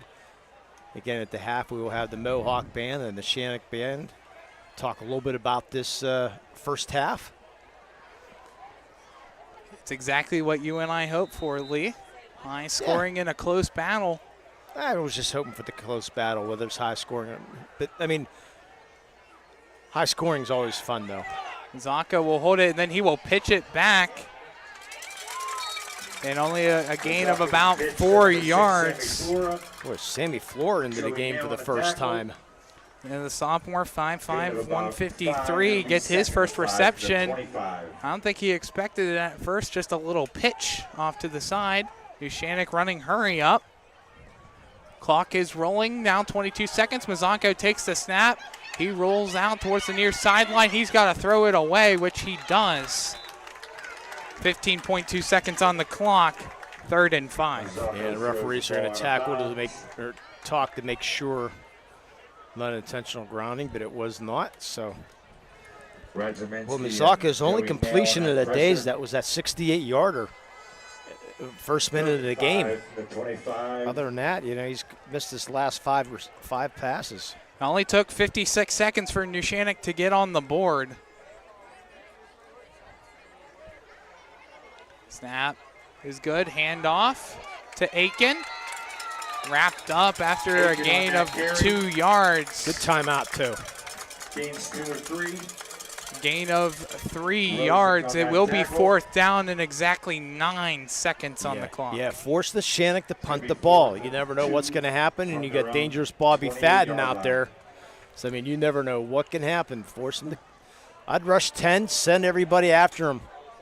Go after it. Well, we've already seen on multiple occasions Fadden really working his way around the Lancers defense and either throwing it downfield or just keeping himself to just push yourself for that extra first down. Yeah, a real escape artist here today by Bobby Fadden. And you can see the players along the sideline here for Mohawk just chugging water, just drinking.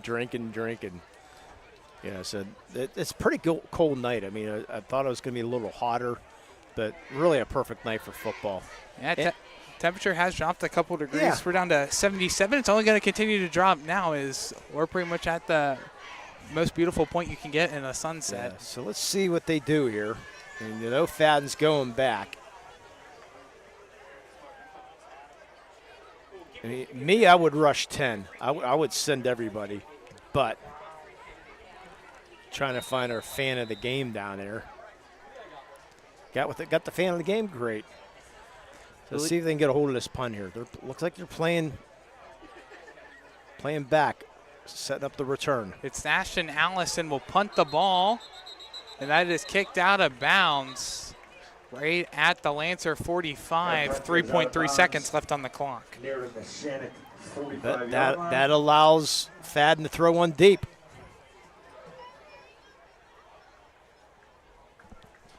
3.3 seconds is what Mohawk has. Yeah, Coach McCutcheon's probably saying, okay, just take a knee and let's get out of here. And Padden's probably saying, there's no way, Coach. I'm letting it chuck. I'm throwing it out. I'm throwing it down. So let's see what they have in store here. The Neshannock's going to be 25, 30 yards off the ball. Yeah, we got a little 3-man deep action by Neshannock. All three hovering around the 20-yard line. Ball is at the Neshannock 45. Yeah, just let it go. Nope. Fadden will just take a knee right at the 50-yard line. Oh, wow. You don't want to risk it. Don't want to risk it as Braden Radziminski actually got through and look, it was making a beeline towards Bobby Fadden. Just take the knee, get out at the half. You got a 6-point lead now heading into halftime.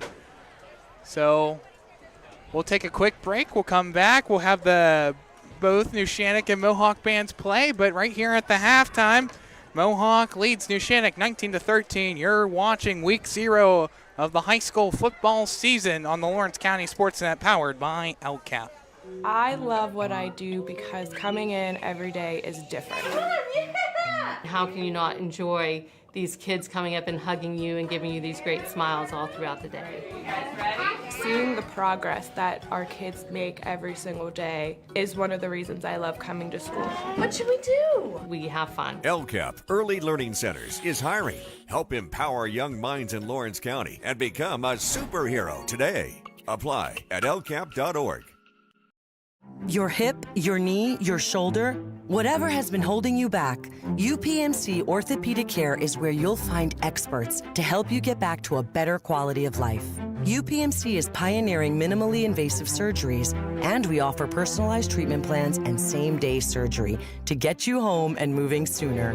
It's your ankle, your elbow, your hand, and it's your move. Visit upmc.com/ortho to learn how UPMC can help. For the most complete recap of Friday night's high school football action, tune in on your way home from the game to the WPIAL Scoreboard Show, only here on the Trib Live High School Sports Network. Hi, this is Don Rebel. Join me in a cast of thousands for all the scores with recaps from the top games, plus we highlight the night on the Trib Live Roundtable. That's the WPIAL Scoreboard Show after the game on Friday nights on the Trib Live High School Sports Network and at tribhssn.triblive.com. From high school to the pros and everything in between, you're listening to City View Sportscast, part of the iMedia One network.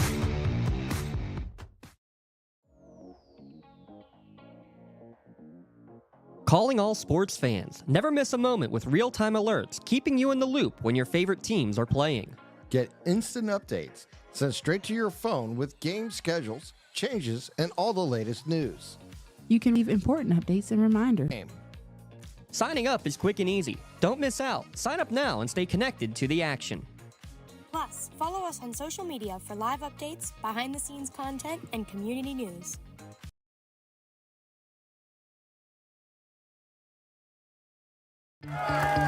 Like in sports, it takes a great team to protect you, your family, and your business. MVP Insurance is that team. From home and auto to life and commercial insurance, you can count on us for coverage that adapts to your needs. We're committed to excellence for our clients' experience and in serving our community. It's a winning combination. MVP Insurance. Don't get left on the sidelines. Log on to mvpins.com or call today to get your free quote. Mohawk is in front over Neshannock at the half. They lead it 19-13. All that, Lee and I are going to step aside and we're going to listen to some fun music. Brought to you by the Neshannock and Mohawk Marching Band. So first up, the Neshannock Lancers Marching Band, brought to you by Miss Kim Heim and drum majors Madison Wyziak and Catherine Spohr.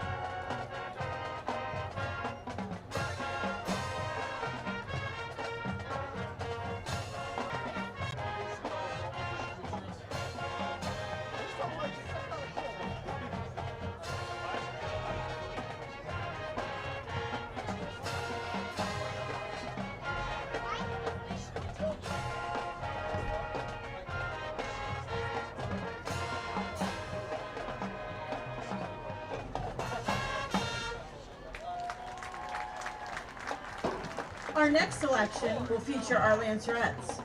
Released in 1981 by Earth, Wind, and Fire, this next tune's a post-disco feel and a catchy bass line. Please enjoy the Lancer Band's performance of Let's Groove.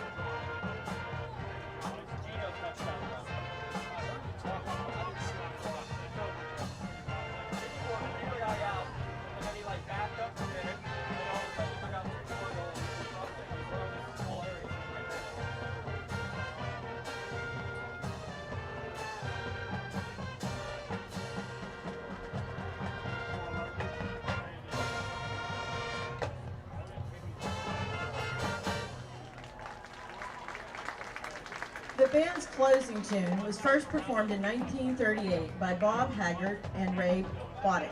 Since then, this classic swing tune has been covered by several artists and groups, featuring our instrumental seniors, Nate Anderson, Ava Boazza, Maston Burkett, Callie Duffy, Ruby Evans, Christian Hale, Ethan Jackson, Sienna Carmacy, Madison Lizak, Marley Moreland, Lexi Pino, Jack Streeley, and Lucas Walzer.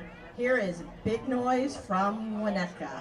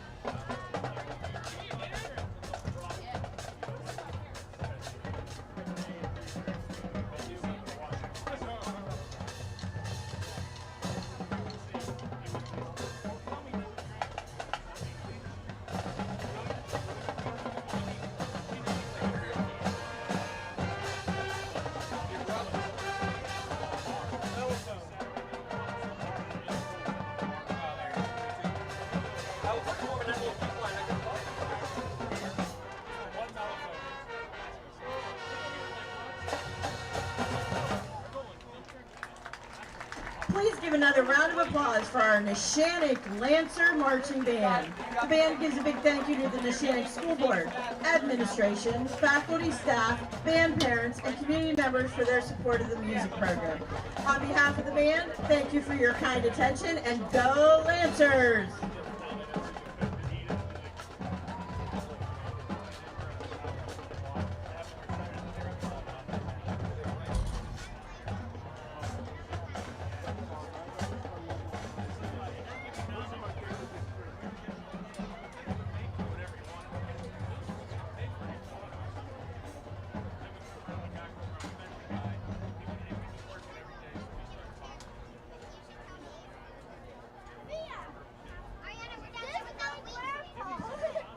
evening, ladies and gentlemen. Please welcome to the field your 2025 Mohawk Warrior Marching Band.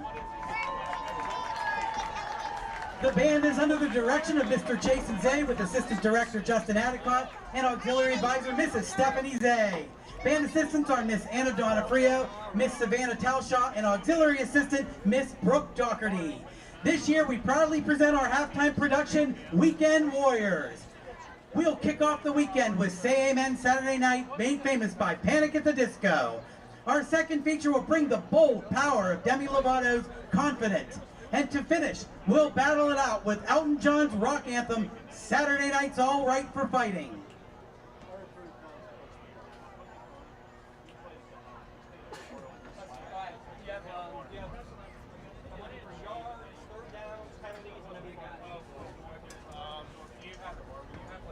Drum majors, Mark McKinney and Taylor Cully, is your band ready?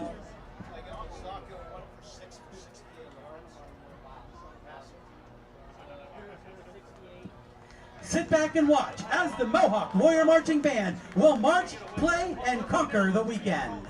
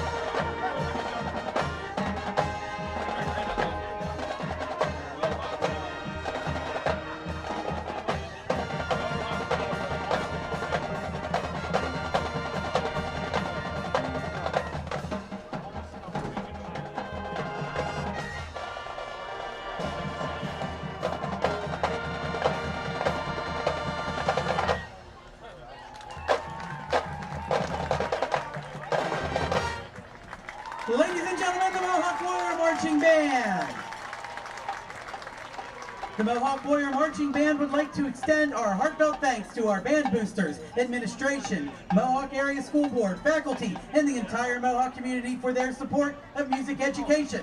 Have a great evening and go Warriors!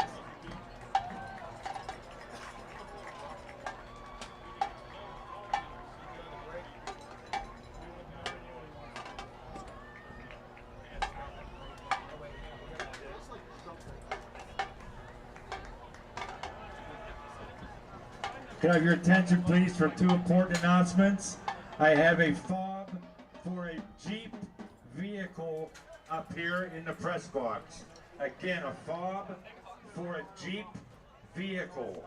Also, a blue Special Kia thanks to Seltos the is Neshannock triple parked. and Mohawk Marching Band. Great performances. Pretty good performance for a first week, huh? You can tell they've been working a lot this summer on it's a lot of hard work goes into it. They'll probably be in their full uniforms next week, I would assume, since the week 0. Always tough to get things if the kids aren't in school yet.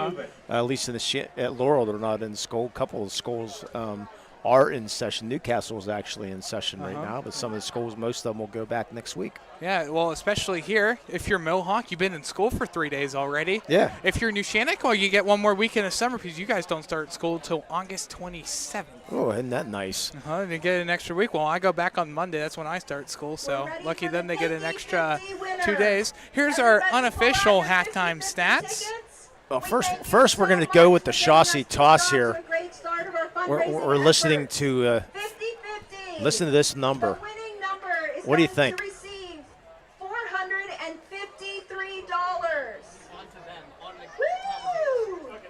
It's time for our chassis toss time, my friend. $453. Now, I won it on air last year. I'm going to repeat. 0, You get it? 3, 7, 4. Okay, we're good. And the last 3 numbers. 7, Oh. 4, 0. Chassis toss. Sponsored by Specialty Heights Cookies. We're gone. It's gone. It's gone. Adios. Bye-bye. So thanks to Specialty Heights Cookies for sponsoring this year's chassis toss. If we happen to win like we did last year, all the proceeds go towards the Chassis Scholarship Fund. We won $370 or so last year. Was our first money to go towards the Chassis Scholarship, but unfortunately this year it did not happen yet. We've still got It's going to happen. We still got 9 or 10 more weeks. We have so many more weeks of action. Since you're talking Chassis Scholarship, let's mention congratulations, Abigail Richards, winning that first ever Chassis Scholarship. Yes, I had to jump in, Lee. You know I can't not jump in for Abigail Richards. And I got to give one other shout out as well. A lifelong fan, longtime teacher at Neshannock High School, Mrs. Ruth Boyle. She would be at literally every single game, no matter what. Unfortunately, some recent ailments and have kept her from getting to the game. Over 90 years old, still tries to get to every single game. Every Neshannock home game especially, I know we see her, but I know she's tuning in right now, so big shout-out to Mrs. Boyle. We miss you, and hopefully we'll see you back at a football field near you. And how about Mr. Pistachio?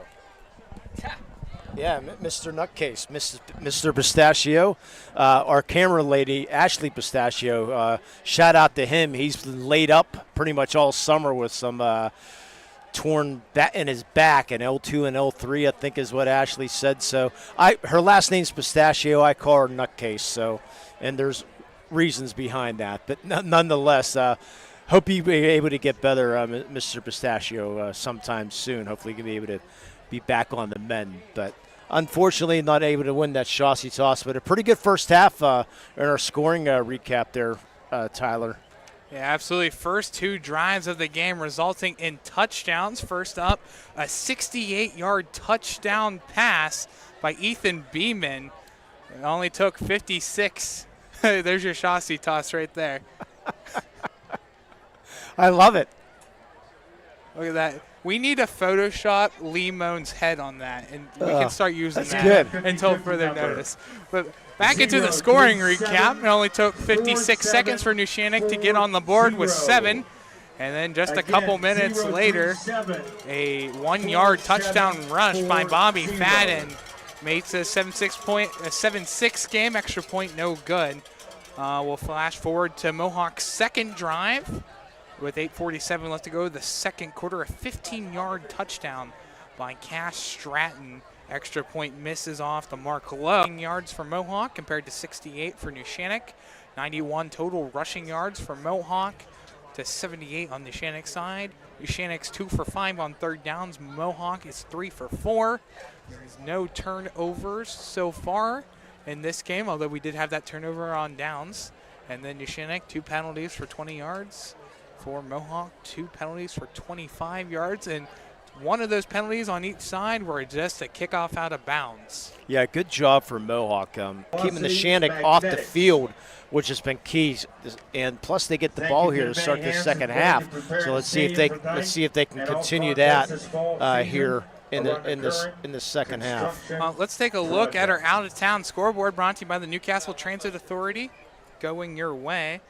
Wide drive when you can relax and ride. Daily routes to Pittsburgh as well as routes all over Lawrence County. Visit newcastletransit.org for more information and route schedules. And remember, senior citizens ride for free.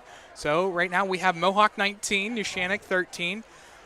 The Shenango Wildcats playing New Brighton right now. They are up 7-6 at the half. Very low scoring tilt there at New Brighton. And then you look over at Penn Hills, Newcastle battling Penn Hills, 6-0 Newcastle at the half, another low scoring affair. The Wilmington Greyhounds over at Greenville, they lead over Greenville 14-7 at the half. And then the Laurel Spartans lead 29-7 over Elwood City at the half. Updating that Newcastle game, it's now 12-0 Newcastle over Penn Hills. So Penn Hills playing without 2 of their starting receivers in that game, so they're it being the first week, non-section, so there are, I believe it was, I want to say it was Bethel Park, I can't remember, or no, West Allegheny, I think it was, that one of those 2 schools chose to play a scrimmage instead of a game. They've been in habit of every year doing 2 scrimmages. Most teams now run the WPIL, choose to play that game. So now some teams are still doing scrimmages. Union today. And Union also choosing to play a scrimmage. So it is your choice, but mostly, I think most everybody is taking that home game and taking, if they can get a home game and get money into it. Well, you don't even have to play at all either if you don't want, really. Right. So essentially your practice scrimmage game week 0 is. So the Neshannock to kick off. Let's do this, Lee. Second half. Let's have a better first 5 minutes than the first 5 minutes. I definitely agree with you. Here's the kickoff is up. This one's kicked towards the far sideline. We picked up and immediately wrapped up by a couple Lancers. Contact on every turn. Yeah, that was Alameda on the tackle. Good coverage downfield. Good kick, too. That ball stayed in bounds. Yeah, that's the one thing I forgot to bring is my light. Ball's just inside the 15. Yeah, that's what I forgot, too. So it looks like iPhone flashlights it is. But yeah, I forgot to bring my light. You see, I have a nice lamp I usually bring. Yes, so do I. With me, but it's currently packed away in a box. Going to Waynesburg tomorrow, so that's my excuse of why it's not here. Fadden in the shotgun to kick off the second half at their own 14-yard line. Hand off to Stratton, and he is rattled around by Lancers. No gain. Even maybe loss of 1 or 2. Snap. Here comes a heavy blitz. That's going to be wadded up and caught by Stratton. He's got some running room. He turns on the burners. Has really played well here tonight. Been in that backfield quite a bit. On that tackle. So it'll be 2nd and 12. Now for Mohawk. They lead by 6. Fadden's in the shotgun. Stratton right next to him to his left in the backfield. Fadden takes the snap. He looks to fire down the middle and he connects down the middle of the field to Joe Nail again. Right in the middle of the field. Takes the snap. That Here comes the heavy chains blitz. That's going to be significantly locked up for and caught by Mohawk. Stratton. He's got after some running room. 34. He turns on the burner. What a great throw there by Bobby Fadden. Threw in the triple coverage. Nail, great route. Found that little spot in the zone, but boy, Fadden, terrific throw. And catch, 22 yards, first down. You know, I'd love to know how fast that was coming out of the hands because that was an absolute bullet down the middle of the field. Had to get it to Nail quickly, and that's what Mr. Bobby Fadden did. 1st and 10 from their own 34. Hand off to Stratton. It's a fake. Fadden has it on the far sideline, tries to get back to the line. A scrimmage late flag on the play. Boy, away from the ball. Fadden, I don't believe he got back to the line of scrimmage. It looks like he lost a yard, but there is a flag. Way up the field, 10 yards up the field. So what is this call So going it to was be? like it's in the secondary. So I wonder if it's illegal use of the hands. I'm guessing it's a holding call on Mohawk, but that's just a complete guess. It's going to be holding on Mohawk. Yeah, my guess was right. And you're definitely going to take that call. And that'll push Mohawk back 10 yards, 2nd and 20. 10-yard holding penny against Mohawk. Repeat first down, 1st and 20 from the 24. And how about our new chain this year? The stick marker digitalized instead of the flip numbers. They got the LED lights on there with the first down. Everybody can see them. To make it easier if you're the guy holding it. You don't have to reach head over heels to pick that up. Move it to 2nd down. 1st and 20, it's a pitch to Stratton, and he's going nowhere.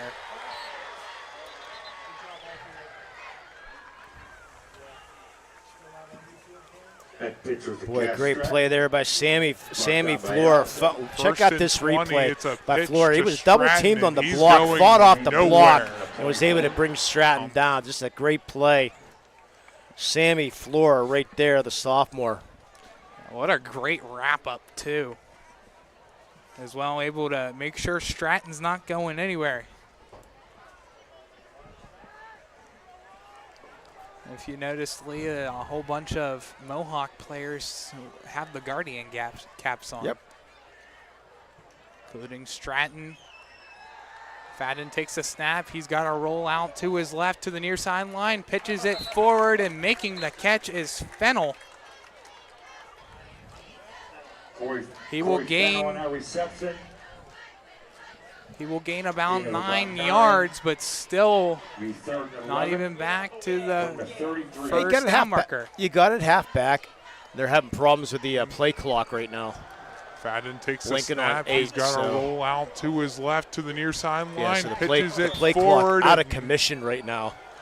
Fadden takes the but snap. Boy, just He's great got job. a They roll get half out of to it back. his That's what left to the near Fadden can do, though. sideline, pitches it Yeah, forward. you look at this replay on screen and the little flutter push that Fadden had to get it over to Fennell. Looks effortless. Play clock is still blinking at 8. Fadden will take the snap. He tries to roll out, and he will keep it himself, and he will try and make it towards the near sideline, but is met before he can get there. Justin Edworthy and Colin Schaffer is there to wrap him up.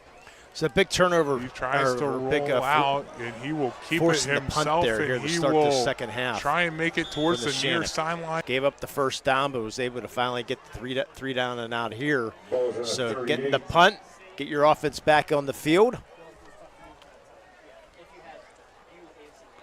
4th and 7. Mohawk has first punt of the night. Bobby Fadden doing the punting. Edworthy, and I believe that's probably going to be Aiken out there. Yep. Aiken to the far side. Edworthy to the near side. Fadden takes the snap. He will hold on to it, and he will boot this one over towards Aiken. He'll let it drop at the 39-yard line, and it'll hit a Mohawk Warrior at the 37-yard line. On the Neshannock 37-yard line. The good thing is no return, only a 25-yard punt, but key there, no return. So let's see what the Neshannock offense, see what they talked about in the locker room here. I'd probably like to see Mazzocco take a few more runs here in the second half. He was really uneventful, and we saw him do a lot last year. See if he can get back on the track here in the second half for the Neshannock, as they trailed 19-13 here. Yeah, first pass of the game for Mazzocco, that 68-yard touchdown throw to Ethan Beeman, and not much has happened on the passing game since. Mazzocco hands this one off. And the ball comes out. It's going to be Mohawk football. The ball came out at the very end, and it's scooped up by Mohawk. A quick turnover, our first turnover of the day. A change of possession brought to you by Medore Bonner Law. Wow. A local firm with deep ties in the community. Visit MedoreBonnerLaw.com. I thought maybe he might have been down, but they say no. Good job jumping on the ball, so the first turnover of the game.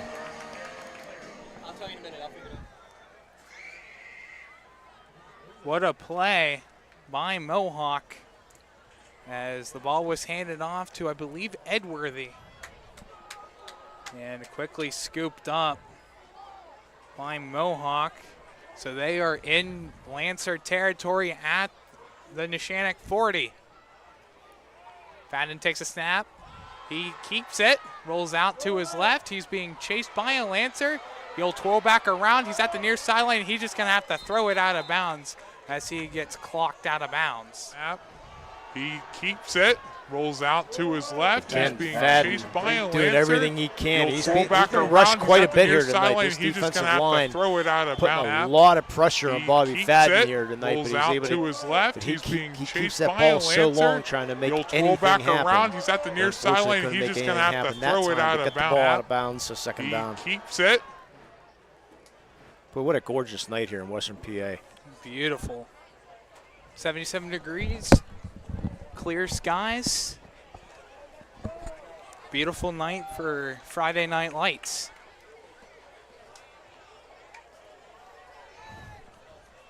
Second and 10 for Mohawk. Fadden will hand this off to Stratton.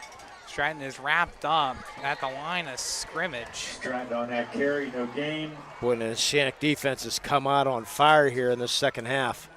Stratton, no room to run. Fadden just with that 122-yard completion and the 9-yarder, but still a lot of pressure coming from this Neshannock defense. Another tackle by Colin Schaffer. He's been very busy on the defensive side for Neshannock.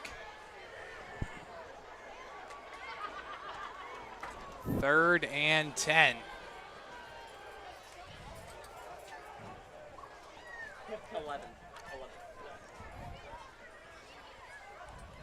Fadden in the shotgun. Two receivers to his left, two to his right. He fires down the left side. He's got a man open, and that is going to be caught inside the 10-yard line. Joe Nail again. He's come up big in every which way for Mohawk, and he pulls in another one well into the red zone. It's going to be first and goal. He fires down the left side. He's got a man open, and that is going to be caught. 190. And here comes Mohawk. Hurry up offense, trying to catch the Neshannock napping here. Down the left side. He's got a look out. Clock is inside 7 minutes. First down is a handoff to Stratton. He will gain a couple, gain of 2. Second and goal from the 8. Yeah, back in the red zone on Added Wilmington Road are the Mohawk Warriors. Two to his right. He fires down the left side. He's got a man open, and that is going to be caught. You might need to pull up the play of the year. You look back at that catch by Joe Nail over the head. According to James Dodson, a lot like last year's Play of the Year. We're only in week 0. How about that? Second and goal from the Neshannock 8. Fadden from the shotgun. He fires one way out of the way of Cass Stratton. Falls incomplete. Third and goal. Brings up 3rd and 8. The Mohawk in field goal range here in a 1-score game right now. The field goal would make it a 2-score game. Right now you're only looking at a 25-yard field goal if you don't get any more yards. So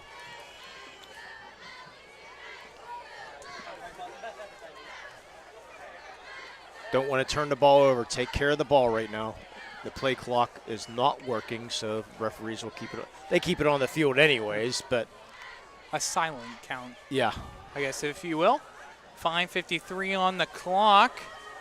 Mohawk up by 6. Fadden fires down the middle, diving, and just through the hands.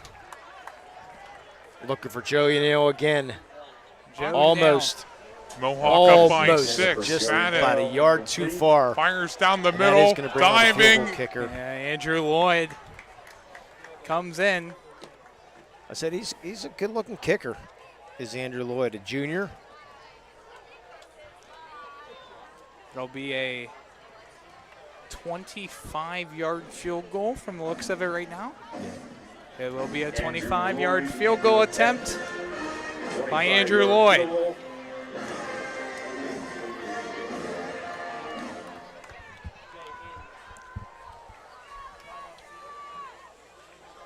Hold is there. Got a piece, and that one curls in for 3. 25-yard field goal by Andrew Lloyd. Gives Mohawk a 9-point lead. It's now 22-13.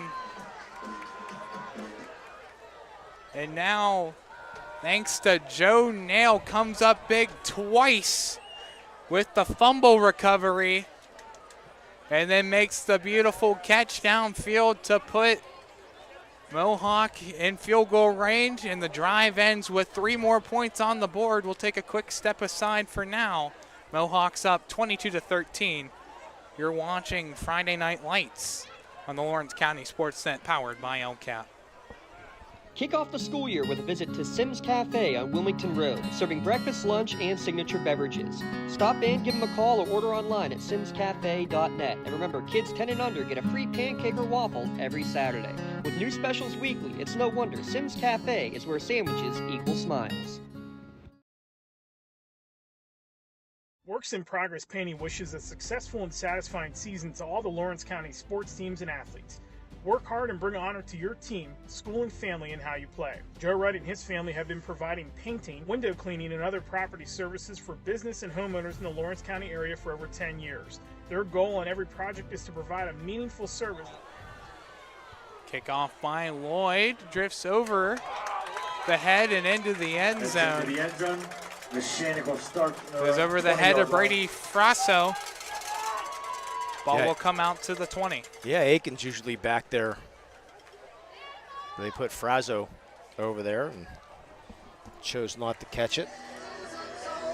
Last time Neshannock had the ball, it took 1 play for a fumble picked up by Joe Nail. 5 plays and 32 yards later, ends in a 25-yard field goal by Andrew Lloyd. Make this a 9-point game. That's your Joseph's Marketplace scoring summary.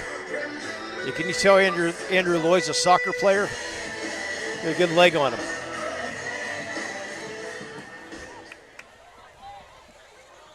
First play, Mazzocco tries to run himself, and he gets stopped. Maybe a gain of 1 is what it looks like. Braden Radziminski. And Stratton on that tackle. Yeah, Radziminski also part of the basketball team for Coach O'Lear. Coach O'Lear's always watching this game and saying, please don't get hurt. Please don't get hurt, especially Bobby. There's the big guy.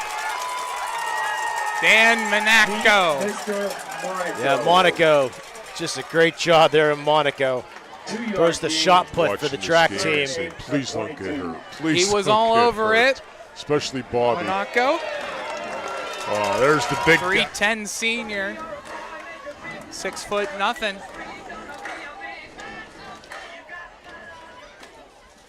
Third and 8.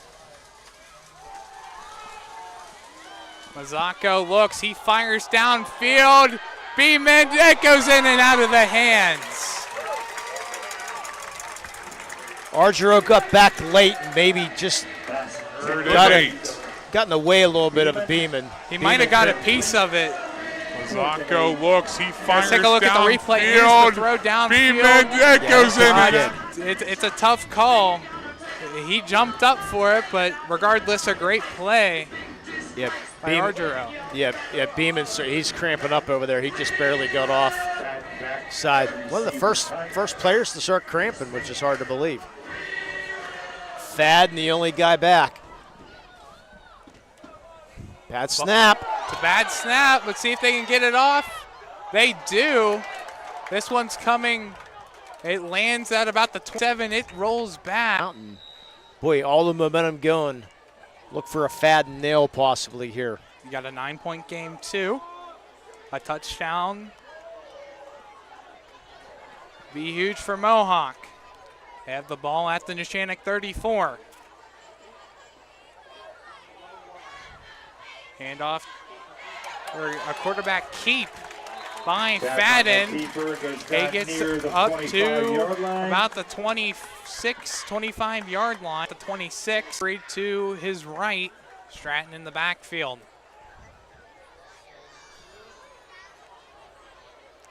Hands up, you got to go quick. 4. Fadden's waiting. He got hikes off the ball. He will keep it himself. He'll try breaking it to the outside, back into the inside, breaks a couple tackles inside the 15-yard line. That'll move the chains. What a run by Bobby Fadden again with the pinball machine. Gets through a couple Lancers. First and 10 from the 14 and into the red zone. Yeah, barely getting that play off.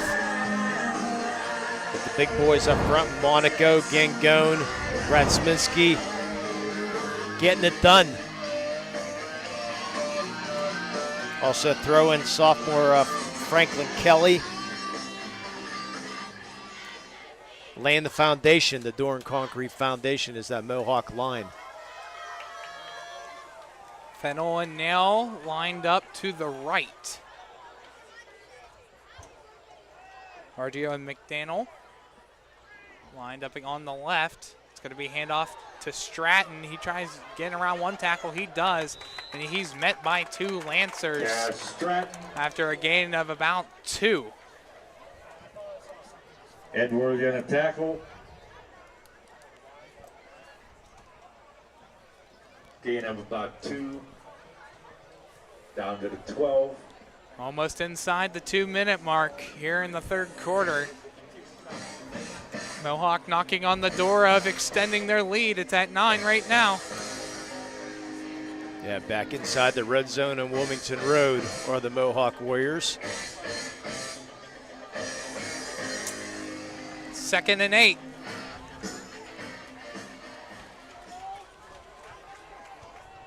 Same formation by Mohawk. Fadden takes a snap. He's going to hand this one off to Stratton. Here he comes down the left side. He comes barreling through and is marked at the 1. The official call, he was coming in. Hand this one off to He's marked down a yard short. Down the left side, he comes barreling through. And takes a snap. Terrific He's block. This one off to Stratton. Here he Monaco. comes down the left side. He comes barreling through. On that one. Let's take a look at that replay again here on Takes a screen. snap. He's going to hand this one Here's off the to run by Stratton. Here he comes down the left side. He comes barreling through. He lands on top of Anthony He's Aitken going to hand this one off in the to end zone. Stratton. Here he comes down the left side. He comes barreling lands on top through. of him and rolls into the end zone. Snap. He's going to hand But this again, one we're off 100 to yards away. Stratton. Here he comes down the left side. He There Right there it is. Is his elbow down there or not? Yeah, that's the catch. That's down. He's down right there. His elbow is down right there. Is but the he's ball over or not? But you can see the referee just barreling left through the goal line, emphatically coming over to do that, though. But Dan Monaco with a great block. Doran Concrete has over 30 years of experience. Their team of contractors once you want laying the foundation for your home or your office job, you can visit them at doranconcrete.com. It's DORAN concrete.com. So first and goal, as Stratton picks up that 11 yards.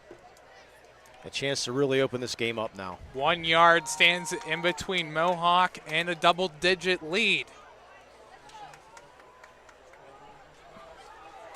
Fadden under center. Haven't seen that too much here today. It's a quarterback keep, and Fadden is into the end zone. Touchdown, Mohawk. Bobby Fadden on a keeper for that touchdown. Second touchdown of the day for Bobby Fadden. Makes this a 28-13 lead here for Mohawk. They're taking advantage of the short punt. Getting it done. Stratton with a great run, and then Fadden finishing things off. But again, this offensive line is really starting to take over the second half. Looks like they might go for two here.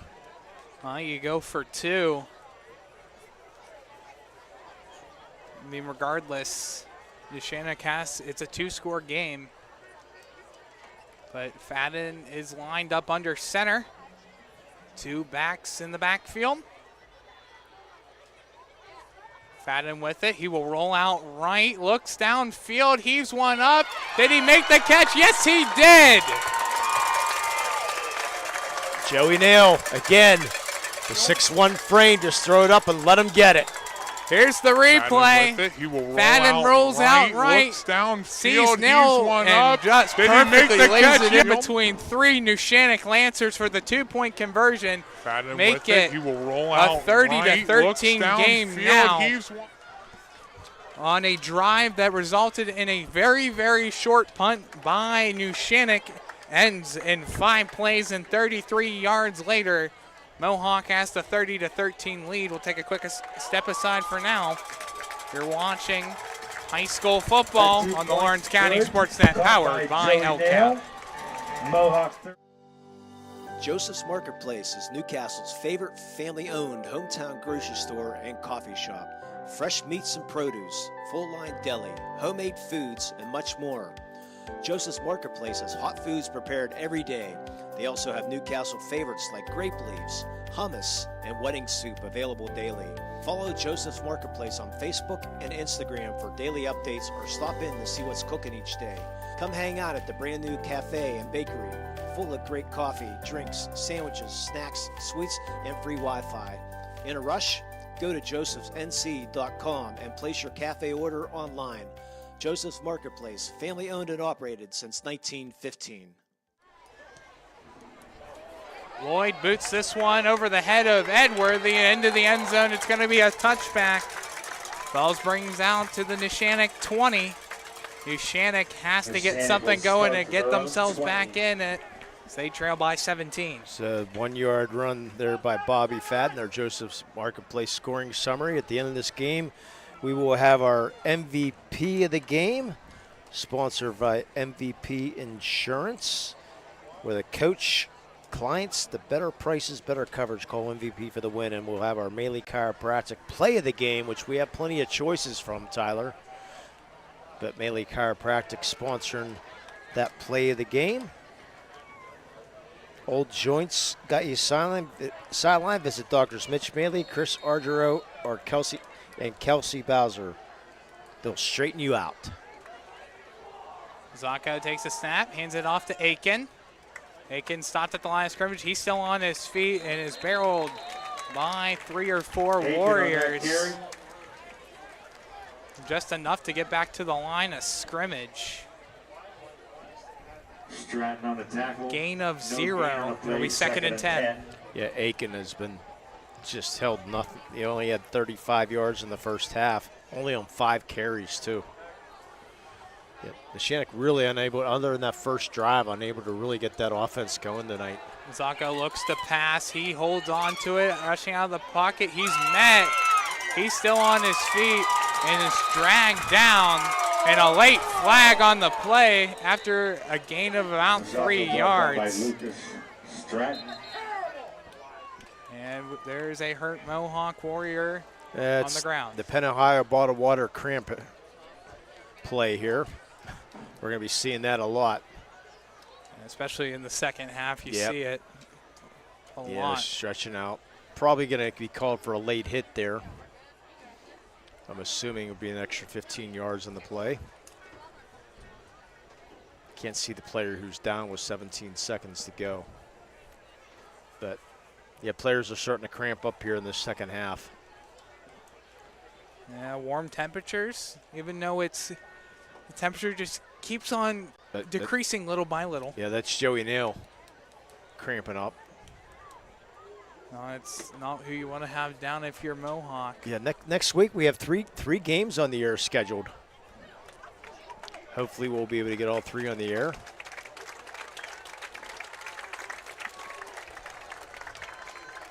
We'll be at Laurel next week, be at Neshannock next week, and at Shenango next week. Tentatively scheduled. You can check the lcsportsnet.com, check the website, and make sure all that goes. With it, he will. So let's see if Neshannock can get this play off here with 13 seconds to go. 1st and 10 from the 38-yard line. 7 seconds left. Snaps taken. It is a quarterback keep by Mazzacco, excuse me. He's brought down after a game of about 4 or 5 yards, and that'll bring us to the end of the third quarter. Neshannock trying to get back into this as they're barking into midfield now. Mohawk leads over Neshannock 30-13 after 3 complete quarters of play. You're watching high school football on the Lawrence County SportsNet, powered by LCAP. Works in Progress Painting wishes a successful and satisfying season to all the Lawrence County sports teams and athletes. Work hard and bring honor to your team, school, and family in how you play. Joe Wright and his family have been providing painting, window cleaning, and other property services for business and homeowners in the Lawrence County area for over 10 years. Their goal on every project is to provide a meaningful service that honors their customer, God, and their family, and to have fun while doing it.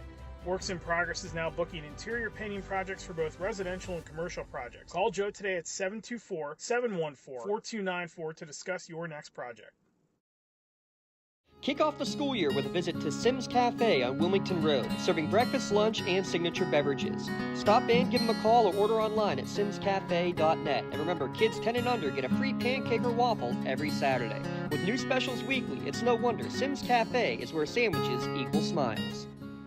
Looking for quality concrete services, contact the experienced professionals at Doran Concrete. Our company is family, locally owned and operated, and has been serving the community for over 30 years. Get residential or commercial concrete services for any size job. Our skilled professionals offer prompt and reliable services at an affordable price. We believe in the principles of honesty, integrity, and reliability. Get in touch with us for exceptional concrete services at prices that you can afford. Back here from Mohawk High School, Mazzacco airs one out. That's going to be caught by Ryan Cameron for a first down. A quick first play by Neshannock as Mazzacco completes his first pass 45-yard line since the first drive. Yeah, complete since the first pass of the game. He's 0-6 since then. And got another Mohawk Warrior cramping up in the Neshannock sideline. Yeah, that one's Fennel. He's going to come over. Right here on screen, we have the 2024-25 conference standings. In the WPIAL Class A Big 7 Conference, you have Neshannock there at the top, 6-0 in the conference, 9-2 overall record. Again, like at the end of the year, they had that battle against Laurel for the Class 1A Big 7 title. Right there they are in second place with the 5-1 record. And then you look at the WPIAL 2A MAC Conference. Mohawk in third place, the 5-2 conference record, 7-4 overall record. Only trailed behind Western Beaver in Elwood City.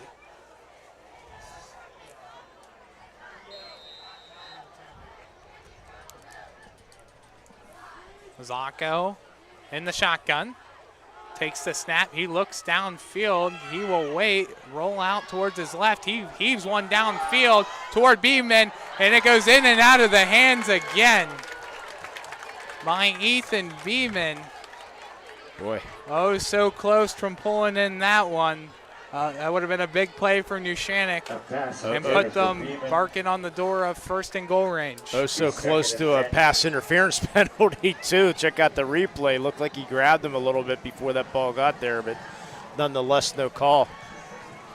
Coach Bonchavingo in his second year looking for that call, but didn't get. What a job. He was the coach of the year last year was Bonchavingo, with the job he did. Play out towards Edgeworthy, and is brought down behind the line of scrimmage. Edgeworthy on that carry. How about Joe Nail fighting off the block? I mean, a 1 yard gain. Bringing him down. He's been all over the place here today on both sides of the ball. He's just a gritty player. I mean, also on the basketball court, he's like that. You know, he just gets it done, does all the little things. Yeah, you look on the defensive side of things, 54 tackles last season and 3 sacks by Joe Nail. Zacco looks to pass. He's still in the pocket. He rolls out right. He's going to keep it himself. He will have the first down easily and more. Tries to truck through a Warrior. It is bounced out of bounds by Bobby Fadden. Well, good enough to move the chains. Near the Mohawk 25. Yeah, he had all kinds of room on that right side once he got the corner. Bobby Fadden make it on the 26-yard line, first and 10. Yeah, Zacco getting some D3 looks right now, also part of that basketball team at Neshannock. Very successful basketball team. Zacco back in the shotgun. He will hand this one off or fake the handoff. Pass goes in and out of the hands. It looks like it is rolled incomplete. Yeah, Frazzo. That pass intended for Frazzo, incomplete. Had it. Second and 10. They dropped it. Yeah, Coach Bonsavingo, 2009 grad from Newcastle. He played at Slippy Rock. He was a quarterback back in his day. Fab 22 player. Played for his dad, Frank. And off to Aiken. Aiken has it. He's got some room. He breaks another tackle and into the end zone for the Neshannock touchdown. Anthony Aiken on that touchdown run. Flag on a play. But does it count? There is a flag, and you can tell by some of the offensive line for Neshannock, they're hanging back.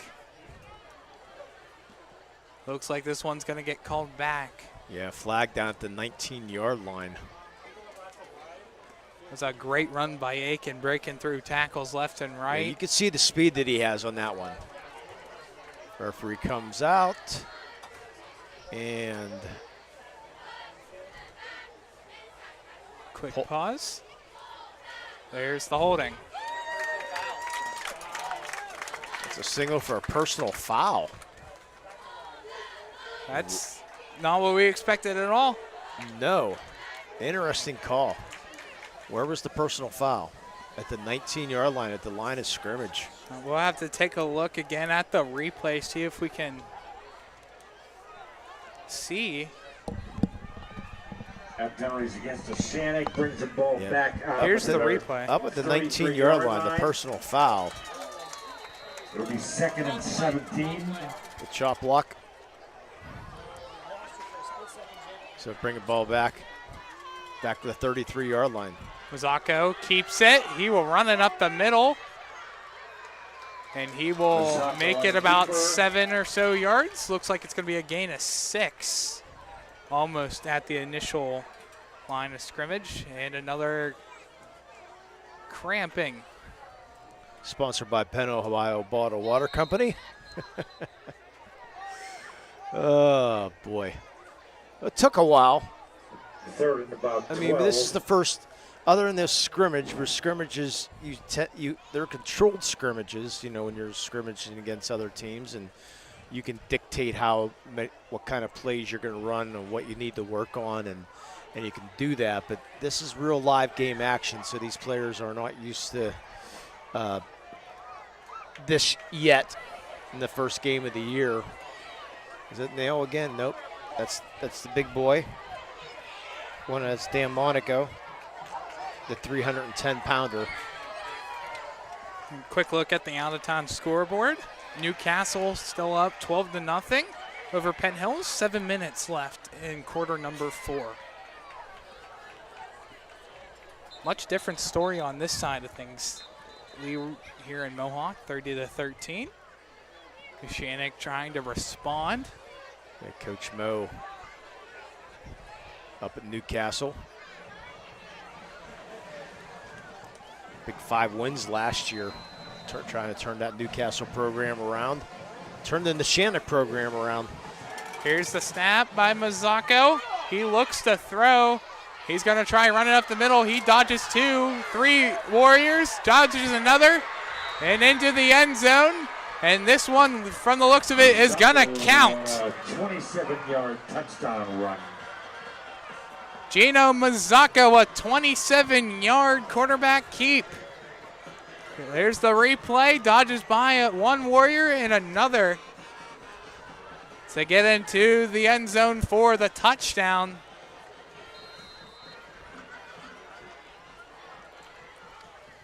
Neshannock will go for the extra point. Amari Rapchak looking to make this a 10-point game. Holds good. Kick is up and good.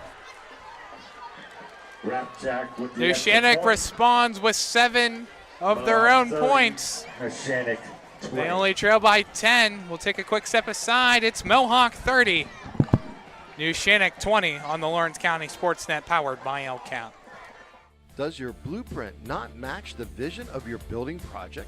Not with Creative Edge Architecture. From concept to creation, Jeff Measle will help tackle the complex problems, creating design solutions and construction experience. Creative Edge gives you the edge design and construction meet. From high school to the pros and everything in between, you're listening to City View Sportscast, part of the iMedia One network.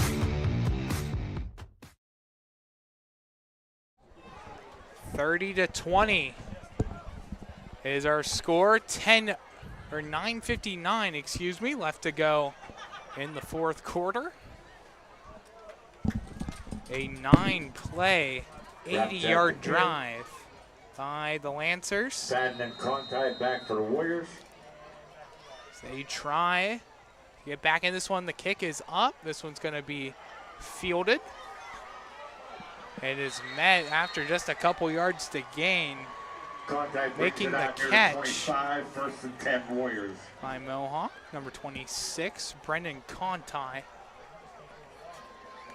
Colin Schaefer on that tackle. So the ball will go to the Mohawk 35-yard line. So still plenty of time for the Neshannock here. You're only down 30-20 here. Plenty of time, 9:54 to go here in this one. Game reminiscent of last year. Game's not over till that scoreboard says 0-0-0 on it.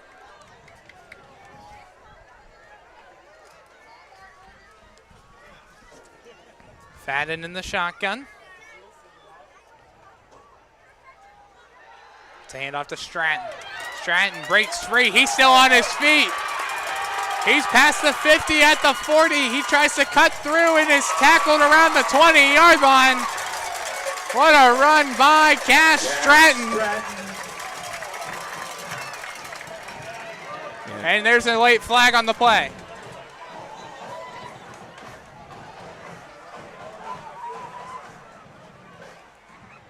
Boy, Stratton just somehow getting through, and see what that late flag is. I mean, everybody was rushing down towards the huddle, and they called a late flag as another player cramping up. for Mohawk, but interesting to see what this call is going to be. But that was all Cash Stratton right there. Franklin Kelly is the one cramping a little bit on the field. It doesn't need much of a crease, does Cash Stratton. But, boy, once he gets that crease, as the PA announcer says, he's money. That ball looks to be marked down at the 22. But a flag at the 20. In the way the Neshannock coaches are talking to the referees. Personal foul on the Neshannock, so it's going to be half the distance. And a sideline warning on the Neshannock also on the same play. Oh. So it would be half of the distance from the goal. Yeah, so it should be down to the 11-yard line. Or was it just a it looked like he gave the personal foul. Yeah. Yep. Yeah, they're marking it now. Making sure there's the half distance to go down the 11. Initial spot was the 22. So go check out the apparel at theredzzonesports.com on Wilmington Road. I was able to get a nice basketball shirt. Went in with a picture of what I wanted, and they created the shirt for me. So it was greatly appreciated. Did a nice job. Clock is rolling now. Under 10 minutes. Ball is at the Neshannock 11. Great response here by Mohawk. Took him one play and a big run by Cash Stratton.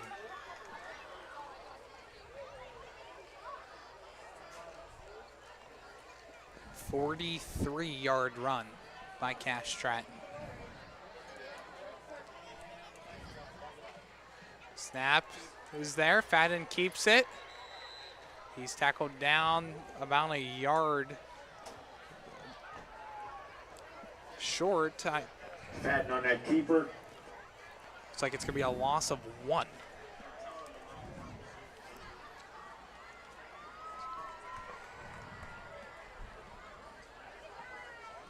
So second and 12. Mark it down as a loss at 2, so second and 12 from the 13-yard line. Mohawk trying to respond quickly after the 27-yard touchdown run by Gino Mazzacco.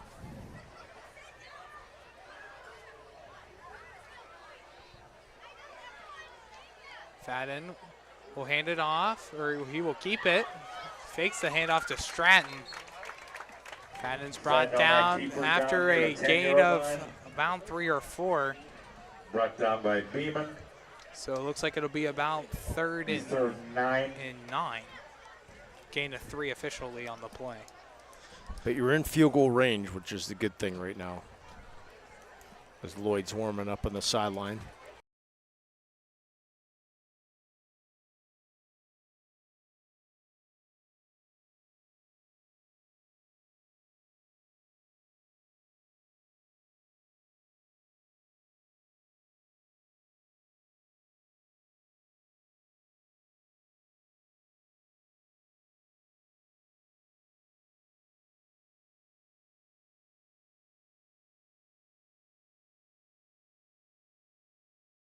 Around a tackle and is met inside the 5.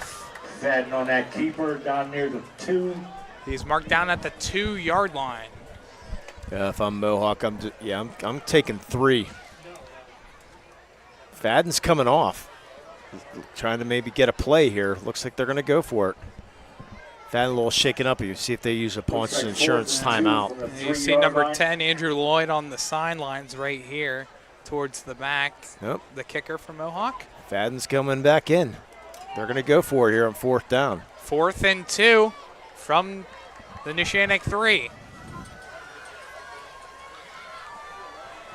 2 yards to get a first down, 3 yards to hit pay dirt.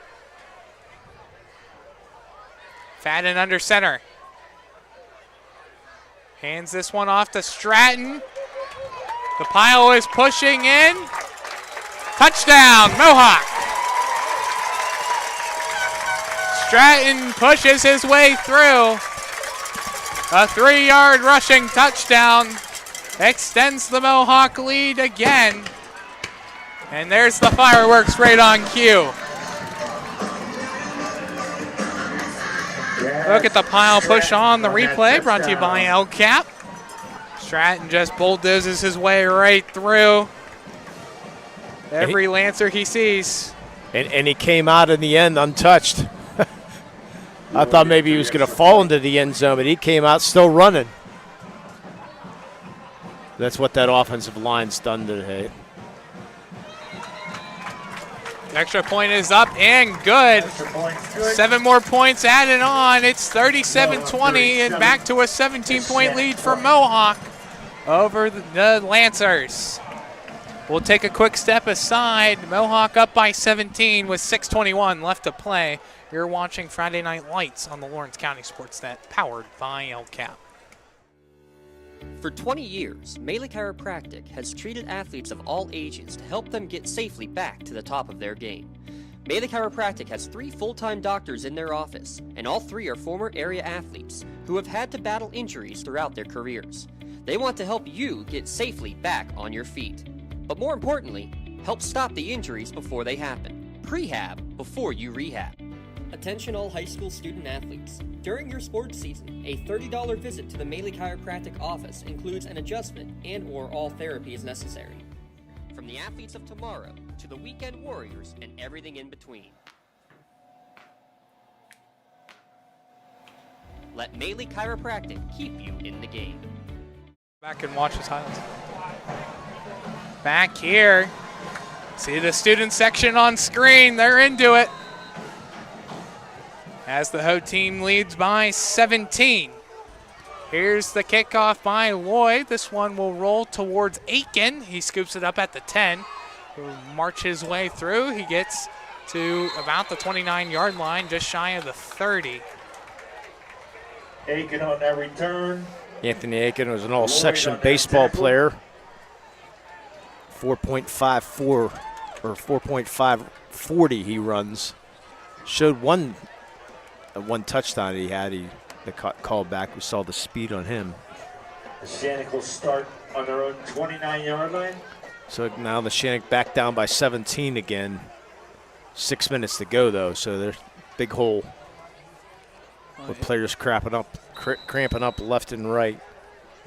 Yeah, Monaco was coming up limping off after that extra point. Let's see how he fares out there. He's back out there.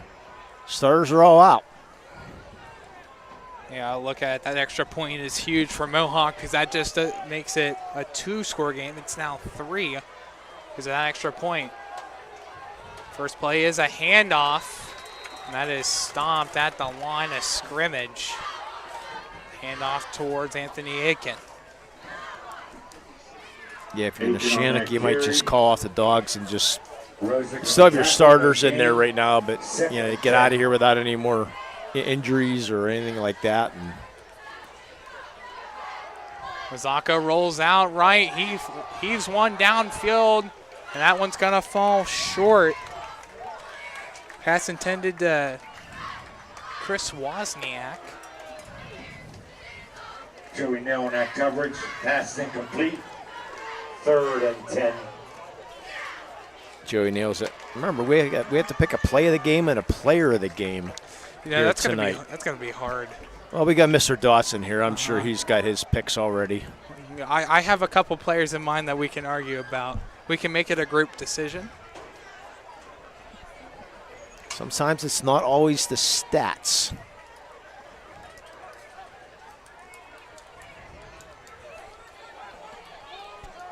Mazzocco has to roll out right out of the pocket, flips one up to Aiken.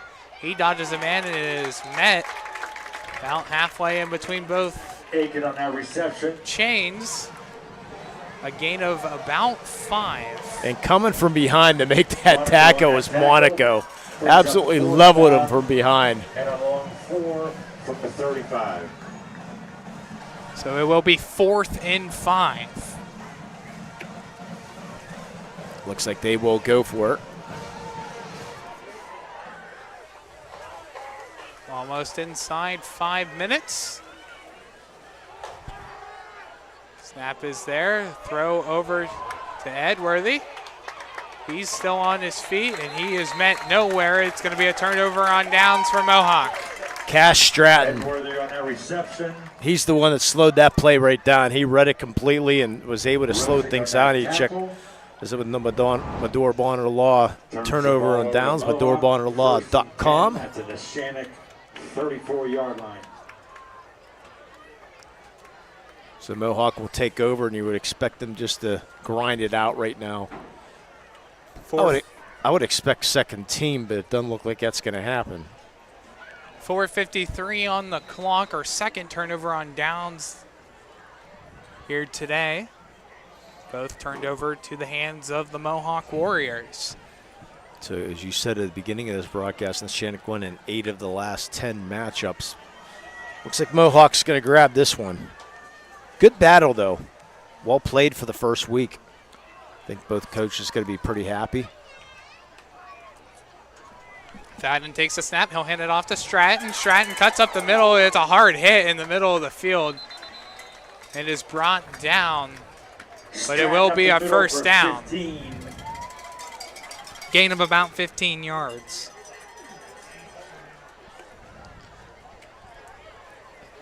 Aiken on that tackle. Ball's at the 21, 1st and 10. Now just take your 40 seconds right now.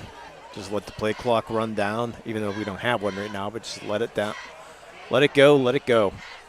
And get out of here. Guys, just watch the sidelines and the officials for the play clock as we are down inside 4.5 minutes to play. Mohawks up by 17. Yeah, a lot of Parada Jones McCree touchdowns tonight. We'll talk about them in our postgame show. Gonna be a lot to unpack when we get there.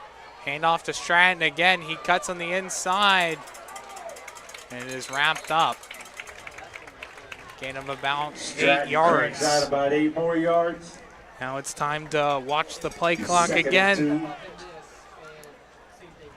Wyand on that tackle. 2nd and 2. Gain of 8.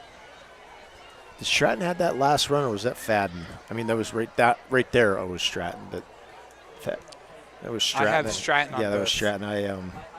I just wrote that down wrong. That's all. Want to give Cash his credit. My stats are very unofficial. Fadden is in the shotgun. Stratton in the backfield. It's going to be handoff again to Stratton. Stratton is met at the line of scrimmage. Actually, that was Lucas Stratton this time. Getting into the game, Lucas, the freshman, 5'9", 170 pounder. 3rd and 2. It's a gain of 0. 3rd and 2. Inside 3 minutes to play. I don't know if Cash might be done for the night. Or he's back in there. Let's see. Bobby Fadden is still out there at quarterback. Yeah, that's Lucas Stratton in the backfield right now. And number 84.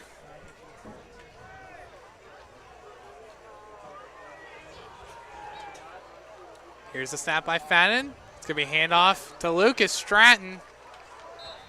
That is enough to move the chains on 3rd down. Yeah, Monaco's going to cramp up. Carry. Looks like a first down. Monaco trying to get out of here alive. He's been cramping up a lot. He's got 2 minutes and 16 seconds left as I think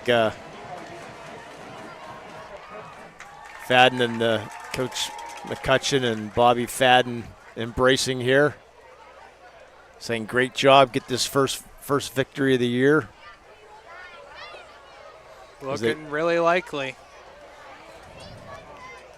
Again, we'll have our Melee Chiropractic play of the game and our MVP Insurance MVP of the game at the end of this one. Mohawk starts to celebrate a little bit. I mean, on paper, it's 2A versus 1A, so you would expect a 2A team to beat a 1A team and beat. Yeah, but on paper, yeah, Neshannock has the larger roster than the 2A team. Yeah, if you want to look at it quantity-wise. Yeah, Mohawk had about 35 players coming into this game, and Neshannock with about 43 or so. So Neshannock with the more players, as you said. And Neshannock also has more veterans on their team. Neshannock has 11 seniors this year compared to only 6 by Mohawk. So Monaco will come off the field. Hopefully his night's done. And he'll be drinking water for the next 3 days. Well, good news for him is he doesn't have to go to school tomorrow because it's Saturday. Yeah. So you can say hip hip hooray to that one. And the clock will roll. We'll get this next snap underneath 2 minutes. Fadden comes out. Sure, that ball shouldn't be in the air. Let's see if Lucas is back there. No, Bob Cash Stratton's back out there.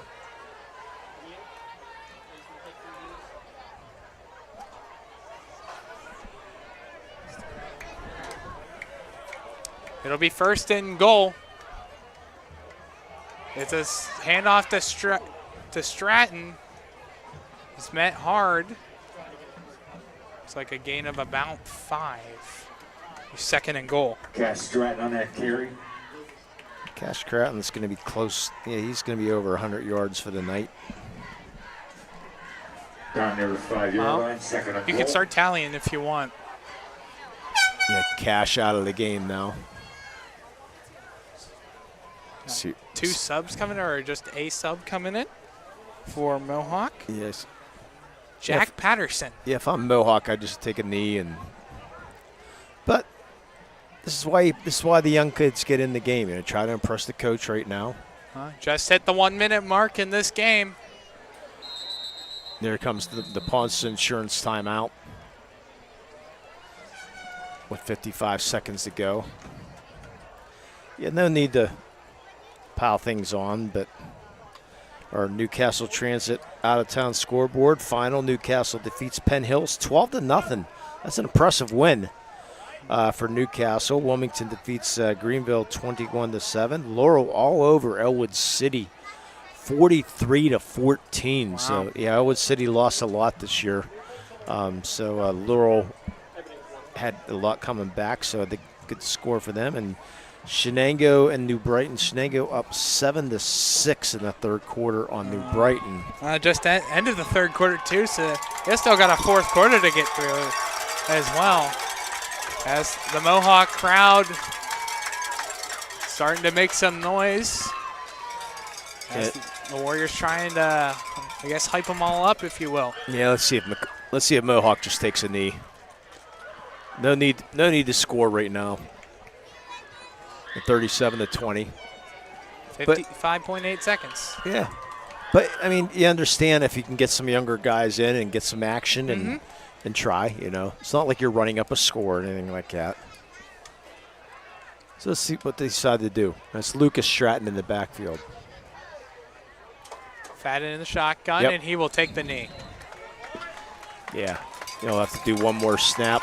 But if the referees play this out right, they will not let him run again. No need to have more players get cramped up or anything like that. Just knee it out. 32 seconds. And unfortunately, this goes against Bobby's rushing stats, but that's all right. That's going to do it. Clock is going to run out. And Mohawk comes in on their home field here in week 0 and defeats the Neshannock Lancers with the final score of 37-20.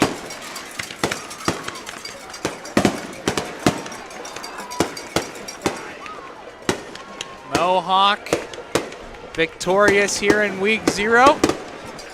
And a lot to unpack here in this one, as we will take a step aside and come back with our post-game show here on the Lawrence County SportsNet. Our final score, Mohawk 37, Neshannock 20. You have been watching Friday Night Lights on the Lawrence County SportsNet, powered by LCAP. When the high school season heats up, make sure you have the best gear to support your school. Head to the Red Zone on Wilmington Road in Neshannock for all your county sporting apparel needs. From sporting goods to custom apparel to embroidery and more, the Red Zone has it all. Quality gear for all 8 schools in the County of Champions. Stop by and enter the Red Zone or visit them online at theredzonesports.com. Score big at the Red Zone.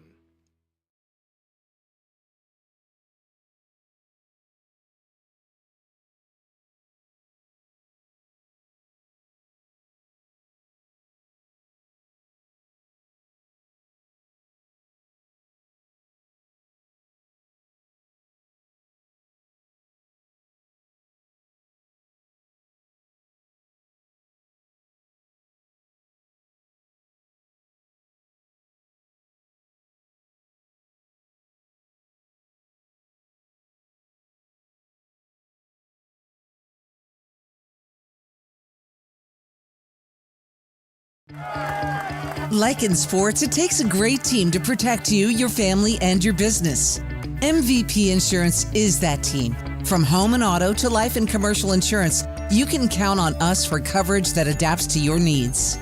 We're committed to excellence for our clients' experience and in serving our community. It's a winning combination. MVP Insurance. Don't get left on the sidelines. Log on to mvpins.com or call today to get your free quote.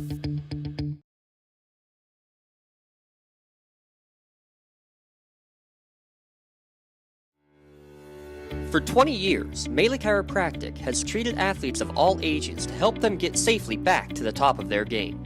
Melee Chiropractic has 3 full-time doctors in their office, and all 3 are former area athletes who have had to battle injuries throughout their careers. They want to help you get safely back on your feet. But more importantly, help stop the injuries before they happen. Prehab before you rehab. Attention all high school student athletes. During your sports season, a $30 visit to the Melee Chiropractic office includes an adjustment and/or all therapy is necessary. From the athletes of tomorrow to the weekend warriors and everything in between. Let Melee Chiropractic keep you in the game. Your hip, your knee, your shoulder, whatever has been holding you back, UPMC Orthopedic Care is where you'll find experts to help you get back to a better quality of life. UPMC is pioneering minimally invasive surgeries, and we offer personalized treatment plans and same-day surgery to get you home and moving sooner. It's your ankle, your elbow, your hand, and it's your move. Visit upmc.com/ortho to learn how UPMC can help. I love what I do because coming in every day is different. How can you not enjoy these kids coming up and hugging you and giving you these great smiles all throughout the day? You guys ready? Seeing the progress that our kids make every single day is one of the reasons I love coming to school. What should we do? We have fun. LCAP Early Learning Centers is hiring. Help empower young minds in Lawrence County and become a super cap. Starting off here in the first quarter, only took 54 seconds for Neshannock to score. Only took 54 seconds for Neshannock to score off of a 60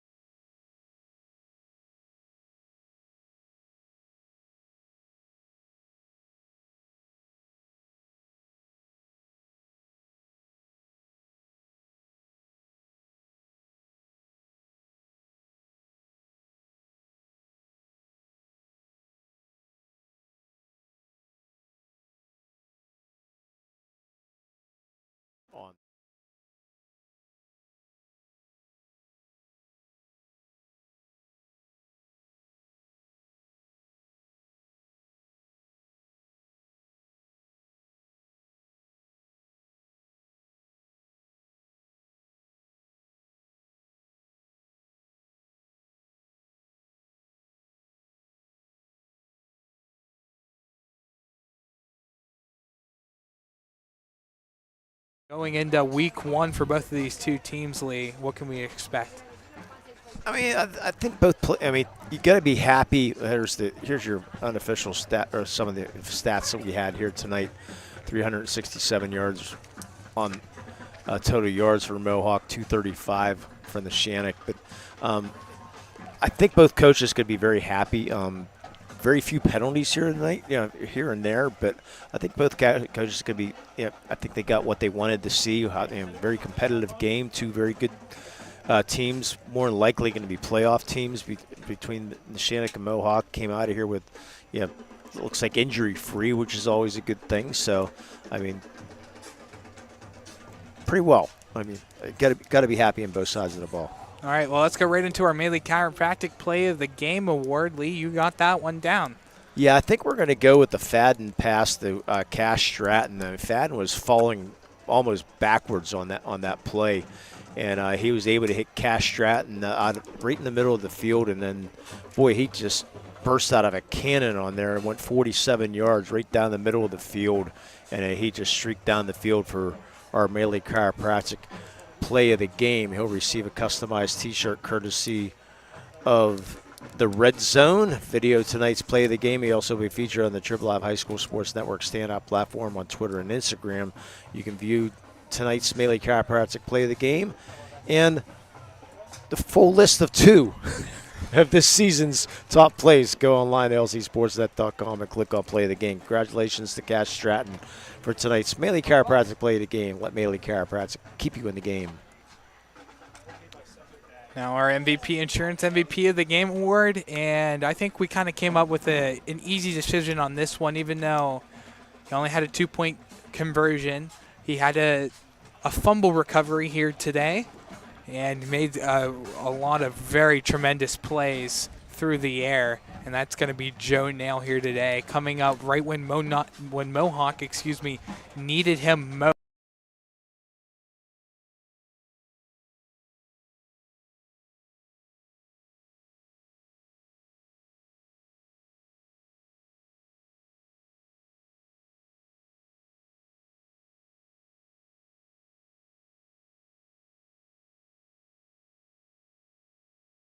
MVP Insurance and the Lawrence County SportsNet are proud to honor Joe as tonight's MVP of the game.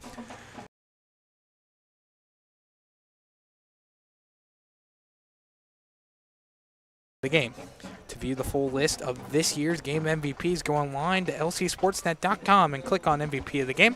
Congratulations to Joe Nail for being named today's MVP of the game. MVP Insurance, call MVP for the win. So with all of that, take a look at what's on the schedule next week. In week 1 for both of these two teams, for the Neshannock Lancers, they will take on the Union Area Scotties at home at 7 p.m. On the other side, for Mohawk, they will travel to Laurel next Friday, take on the Spartans at 7 p.m. This win here for Mohawk as well snaps a 3-game winning streak that Neshannock also had against Mohawk. The last one was a 15-7 win by Mohawk back in the 2021 season. Now, before we wrap up, Lee, got anything else to add? Fun night for week 0. I mean, I said you got to be happy on both sides of the ball. Had a great crowd here tonight. Good atmosphere for high school football, and we're just getting started. We got 3 games scheduled for next week at Shenango, at Neshannock, and I just drew a blank on my third game. But we're going to be in full force next week, and you can check out all the photography here tonight on Something for Your Wall Photography. You can check them out on Facebook. Just search Something for Your Wall. She's good. Has about 1,000 pictures probably, and she'll narrow them down to about 500. But you can check those out on a fun night. A fun night to get things started on both sides of the ball. So, yeah. So good luck at Waynesburg. Thank you. I appreciate it. Okay. I will be back at some point this fall. Is what my plan is, but moving day for me is tomorrow. Yeah. Good luck. Means I got to wake up early to get down there, which is going to be lovely. But for myself, Tyler Aaron, alongside Lee Moan, Special thanks to our whole crew here today, our producers James Dotson and Jacob Walzer. On cameras, Ashley Pistachio and Leah Verdi. Photos, like you mentioned. Something for your wall photography here today. Now, stay tuned next week on the Lawrence County SportsNet. We'll have free video broadcasts of county rivalry games. It's the Laurel Spartans. Laurel, that's the other one. Yep, Laurel Spartans host the Mohawk Warriors, and the Shenango Wildcats host the Elwood City Wolverines. We'll also have our first volleyball and soccer matches of the year coming up here in the next few days. Your final score one last time from Mohawk High School, Mohawk 37 and Neshannock 20. Thank you for joining us on the Lawrence County SportsNet here tonight, powered by LCAP.